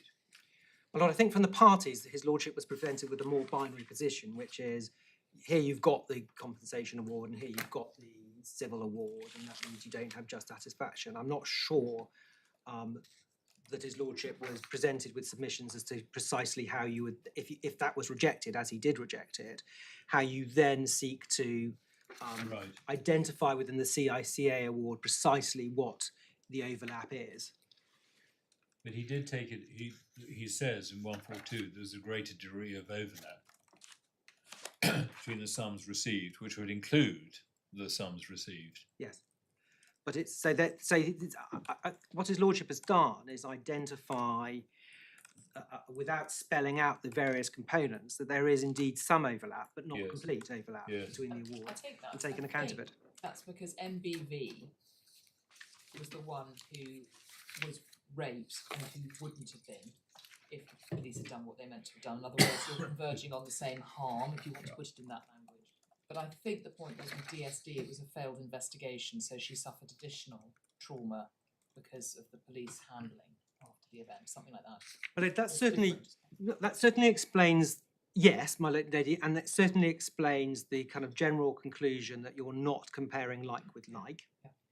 But what we don't, and we certainly get the principle that where there is actual crossover in the particular harms that an individual might be suffering, even though they're distinct, you nevertheless might get awards that covers the same overlap. Account should be given of that. And what his lordship appears to do is to do that as one would expect from the position before him, which is to just give account, take a view. I was making a rather, I mean, it's not a relevant point, mundane point, but having regard to paragraph, is it 48, whichever way around it is. By doing it this way, you've deprived CICA of the opportunity of recovering what otherwise they might have been entitled to recover. That's all. That was all. Yes, but that's not a point. I mean, it's a different point. it is, and I'll come on to that at the end. I'll talk about how perhaps the court may wish to resolve the appeal. I mean, the difficulty that the judge faces in that is twofold. On the one hand, there's not a real breakdown in terms of what the components of a Human Rights Act award are. But there's even less transparency as to what the components of a bereavement award are from CICA. And that's the real difficulty. And to some degree, my task and the court task would be much easier if I were able to simply say, well, £5,500 represents the grief component of a indirect Article 2 award, and it's all very easy. But you'll come back to that. I'll come but back to the question of potentially CICA coming back after Miss Justice Green's award and trying to claw some of it back doesn't appear to have been alluded to by anybody. no, it wasn't. But but if CICA's submissions are correct, they would have an entitlement to do that. Yes, I see that. And Mr. Justice Green, if he'd known that, might have wanted to reward more. Who knows? Well, if the breaches have to be properly compensated, And if CICA are going to come to recover monies I see the that point, cover yes. those, then that's the requirement. And can I just give you one more authority on the requirement for fundamental breaches for there to be compensation, which is in the judgment of Mr. Justice Leggett in Al-Saran case. To say, So sorry, are you not coming back to the passages which my lady has read and I haven't? You'll come back to them later. could I? You are coming back to them later. If that's going to assist the court, then certainly.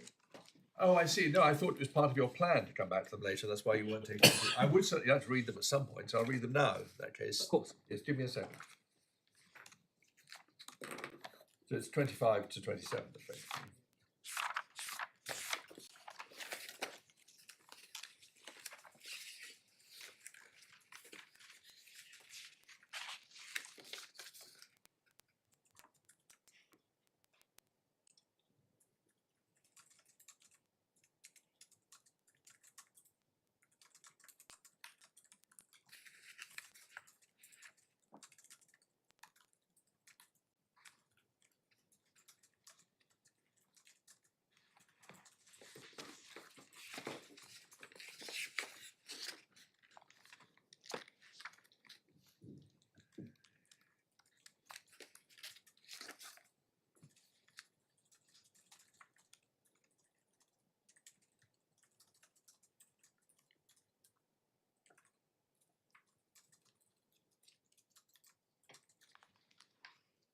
Yes, thank you. I'm so sorry. I should have actually, on reflection, given the court a sort of a broader outline that included those paragraphs. Well, then the next, I will do this over lunch unless you want to take charge of it yourself. I will read the analysis in section E. Oh, maybe maybe I will read it overnight rather than over lunch. It's Yes. quite long. He basically goes through all the whole history of.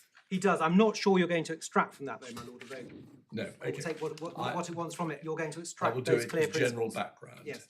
But thank you. And I've now read 25 to 27, so you can now take us to where you were going to. I was going to take you to Al-Saran, Yeah. and we've just provided excerpts because it's a long judgment that concerns. It's almost different 1,000 things. paragraphs, isn't it? It is. It is. And that's a tab 22. And the key passages are right at the back at paragraph 933, just at the bottom of page 891. 933 on P891. Yes. Thank you. And could I just ask the court to read 933 to 934?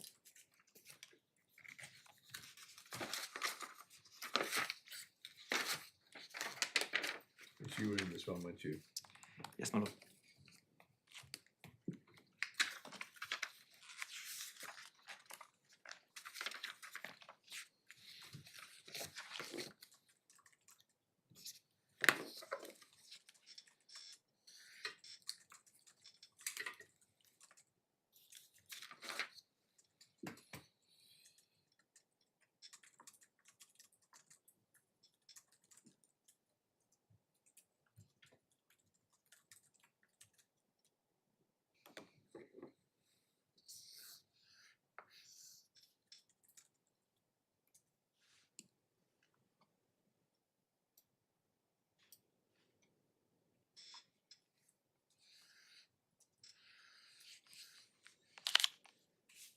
This was unlawful detention in Iraq. It was unlawful detention Quite like Al Jeddah. and mistreatment as well, though.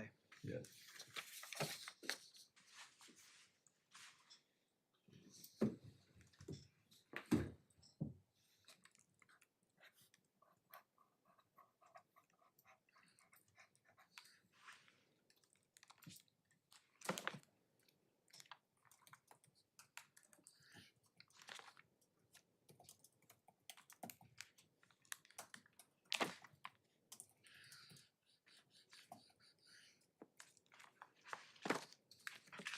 You've omitted the passage where we actually see what he awarded. It may not be relevant. He did actually come up with a number, did he? He did. Forgive me. There were a number of claimants before him, all in I can provide those figures to the court. So I don't think I mean, they're it's a going to. I very don't think they're different going sort of to. damage, I do understand, but Yes. so how he approached it would be quite interesting. Yes, of course. Okay? Well, there's a yes, of course, my lord.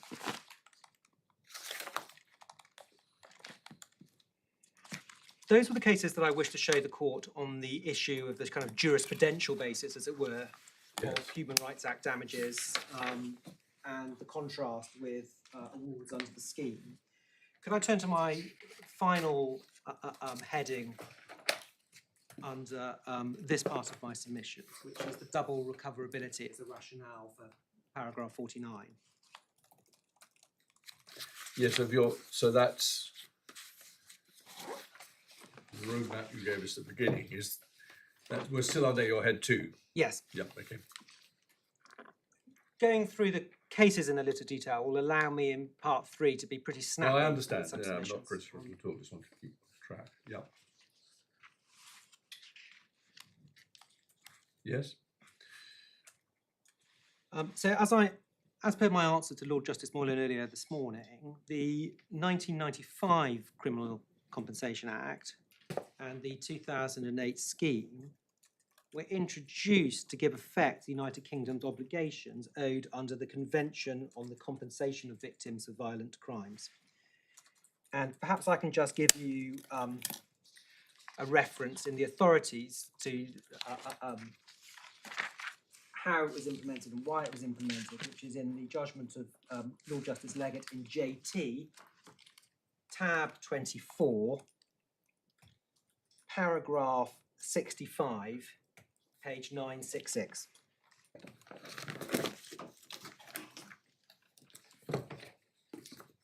Now, would it help? Oh, I see, no, it doesn't matter, no, I didn't realise you didn't need us to go there, I won't. Well, it may be worth actually just pulling up so you can see the relevance. So it's tab 24.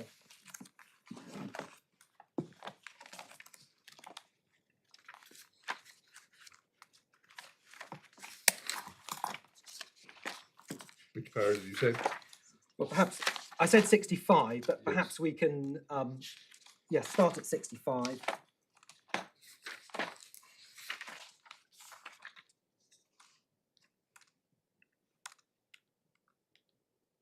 I'm so sorry, that's not the right paragraph. I've shown you that already. Yeah, the last sentence has got something, it's the idea of equity and social Yes. solidarity, isn't it? It is. I'm going to just give you a little more, if I may. 68? It's 68. Yeah,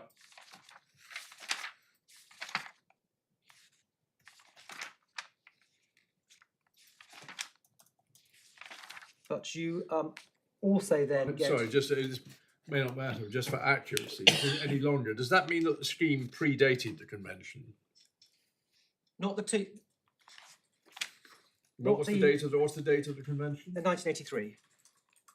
When did the Criminal Injuries Compensation Scheme in its first form come in? So it was a non-statutory scheme until the 1995 Act, Right, and you'll get the history of it from paragraph 7 onwards in this judgment.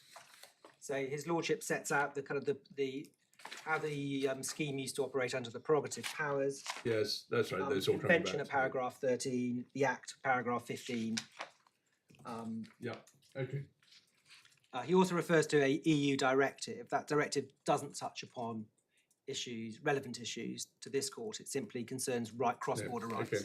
But so you're just making good your answer to my lord. I'm making good my answer to my lord. So you can see this as the Act was brought into effect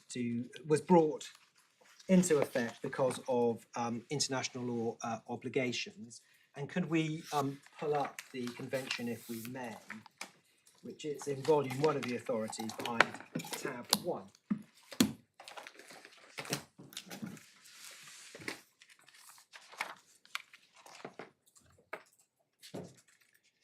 And you can see under Article 1 is the obligation of the parties to take the necessary steps to give effect to the principles. And the key provision for these purposes is Article 9 on page 5. I'm just noticing also the recital, second recital. Yes. Yes, it's self-reflecting the observations of Lord Justice Leggett in JT. Yeah. Article 9 is the, we say the most, Yeah. is the relevant article. So it's with a view to avoiding double compensation. Yeah. The state has that power to recoup back. We get a little more on that in the explanatory note to the convention, which is behind tab 2. And the relevant paragraph is paragraphs 38 to 40 of the document, page 17, addressing Article 9.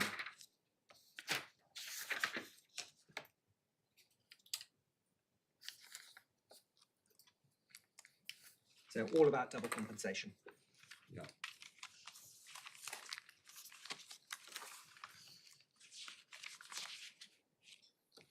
And we say, our simple point is this provides the policy rationale behind Yeah. Article 48, paragraph 48 and 49, and is a powerful interpretive tool. Of course, Parliament could go much further if it wanted to, obviously. But one would expect if it intended to go that much further, one would have seen clear intent within the words and the identification of a clear policy rationale beyond mere avoidance of double compensation, double recovery. When you say Parliament go further, what do you mean by that? Well, if Parliament wanted to promulgate a regime that didn't just simply stop at recovery of money to avoid double compensation, but fancied taking a bit more from damages in a case where there was no double recovery, but just fancied having more, which is what we say occurred here, then Parliament could obviously do that on kind of But wouldn't that be principles of sovereignty. wouldn't that be contrary to the convention? Well, my lord, we wouldn't. It's no part of my submission that the convention limits what Parliament can do in respect of criminal. It's not justice. incorporated in any way. It's not it's not incorporated. It's a very powerful Yeah. tool of interpretation as to Yes. what this clause actually means. My simple point was, if Parliament wants to expropriate property in a way that's consistent with Yeah. law, it can do that because of parliamentary sovereignty. But you'd expect pretty clear language, Yeah. and there isn't any. And you'd also expect to be presented with a very clear rationale, public policy rationale for such a step, and there isn't any.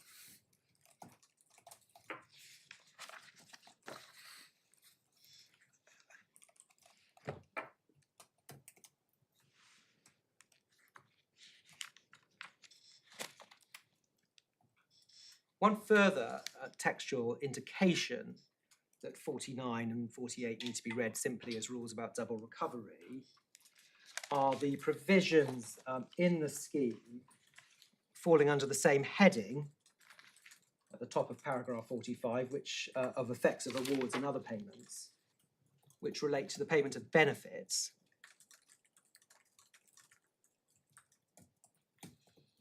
Which again appear to accord to at least the principle of avoiding double recovery, but no more. So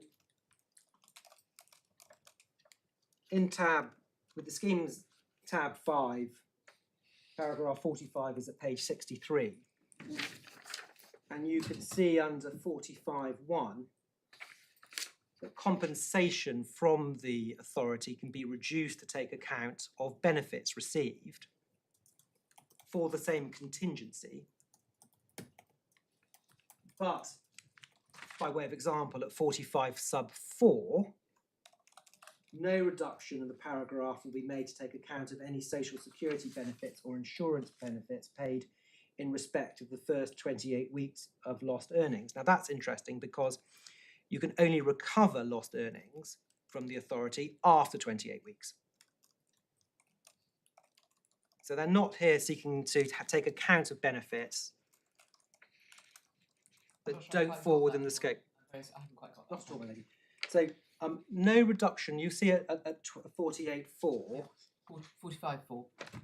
so sorry, 45.4, no reduction will be made in respect of benefits received in the first 28 weeks. And that accords,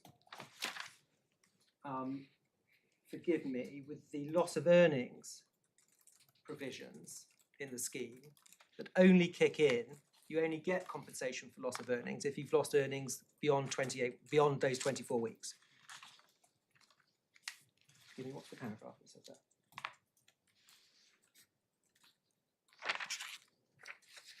So the two You'll see that's paragraph clearly 30. intended to mirror each other. Well, they dovetail, so do they? So they can't take account of your social security benefits that say you would have got for loss of earnings during a period for which the authority is not compensating you. So you can be compensated for your loss of earnings under paragraph 30 after 28 weeks. Loss of earnings only become payable at 28 weeks. Yeah. It's not my main point on this. You've got the convention. It points in the direction of an intention to match precisely what you receive for the same injury, but no more. Yes, it points in the direction of paragraph 49 being directed to the prohibition on double recovery, but absolutely not the expansive power that the authority contends it enjoys. My lord, my lady, that takes me to the end of that part of my submissions. I've got some very short submissions drawing on that, and then I was going to address the question as to how do you actually deal with any I tend to be elements quite of old-fashioned and say go on till 1 o'clock. What you were you that looked as if you was prefatory saying shall we rise now? I'm entirely in the court's hands. Well, let's go on till 1 o'clock. Can I make 4 short submissions? Yeah. So are we now on your point? No, now on your point. Part three. Part three. Part three submissions, Yeah. drawing on that which I've shown the court. First is this: applying the plain language of the 2008 scheme,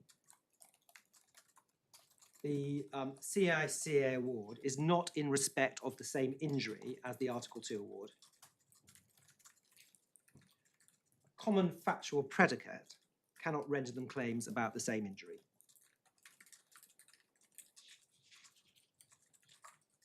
And the paragraph cannot be read on its face as providing the type of wide power contended for by the authority to recover monies whenever there was a mere connection or common predicate with the CICA award, Sorry, go on. Yeah. and to recoup monies far beyond that necessary to ensure there's been no double recovery. But forget how the Upper Tribunal put it and how you think Ms. Webb is going to be putting it.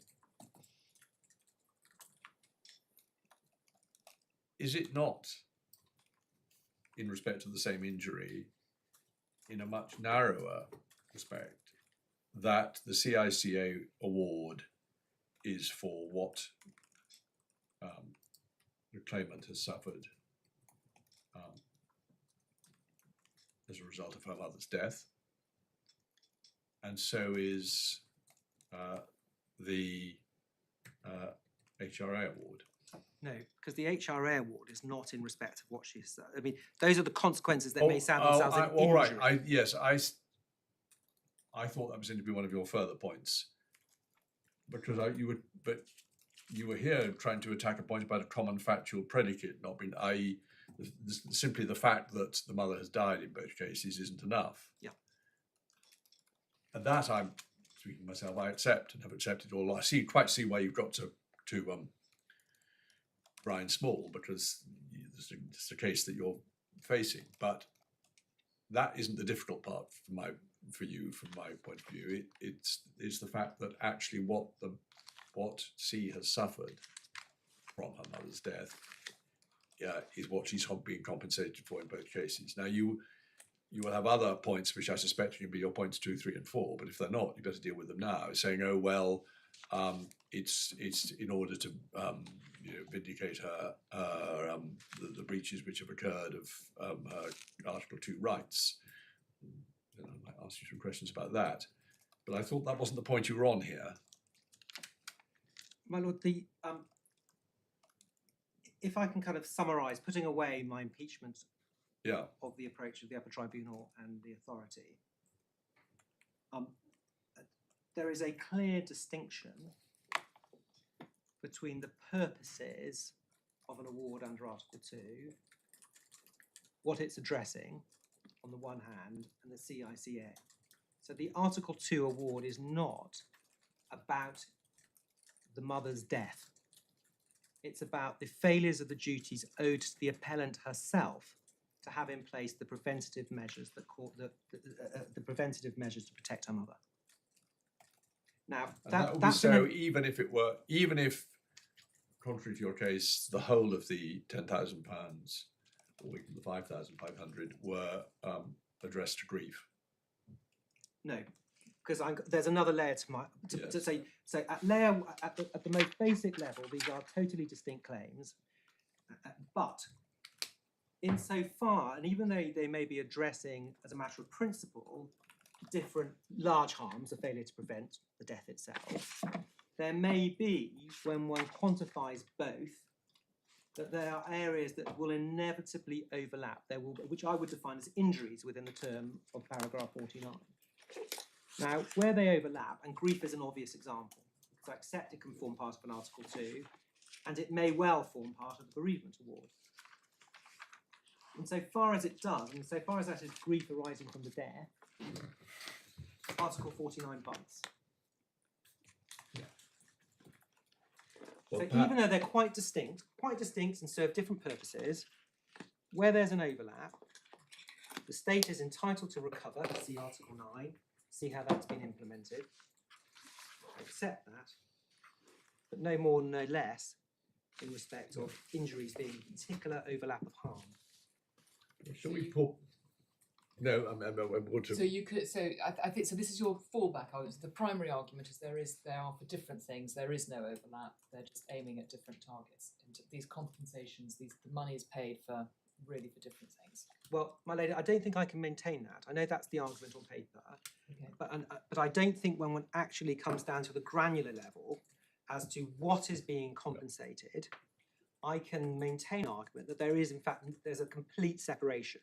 Are you therefore accepting that there is an overlap, but not a complete overlap, just on a bit of it? I'm accepting that there is a potential for overlap. The problem we face is the lack of clarity, not least in what comprises the 5,500 bereavement award. So If really, we were to conclude that, would you mind? Sorry. no, sorry. If we were to conclude that the bereavement award was for grief, let's say, the child's grief in losing her mother, and it's a general damages head, and if we were to conclude that that was at least a substantial component of the convention award, where would we end up? We'd end up saying that we'd do what Mr. Justice Green did and say that's your overlap element, would we?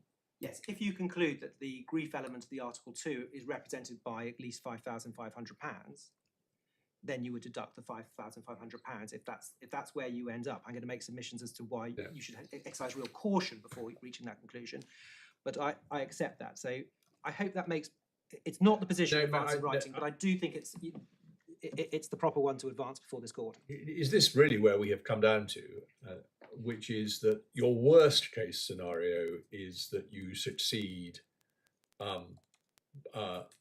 to the extent of reducing the amount from 10,000 to 5,500, but you hope to do better than that because you basically say we must do some apportionment, albeit on a rough and ready basis, just there is nothing better, of the 5,500 to reflect the fact that some of it may be grief, but some of it is vindication.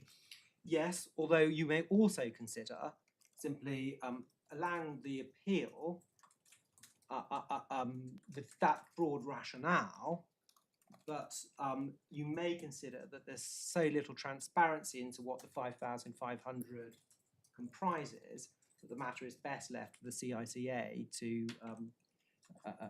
particularise in either in this case down the line or in other applications. Yes, I see. Well, thank you. That's a good place at which to end, even though we have 4 more points. I suspect it'll be tending in the same direction.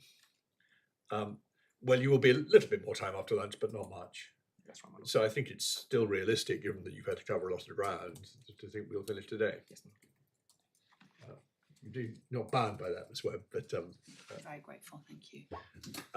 and you will be able to tell us, if not at 2:05 when we all sit again, but at the end, when at the start of your submissions, whether you have any problems with the extent to which the claim has been reformulated, as it to some extent has been. Can I just leave my lord with good news about your memory, because you're right, section 1A of the 1976 Act, the Bereavement Award, wasn't introduced until by amendment until 1983. Just shows how old I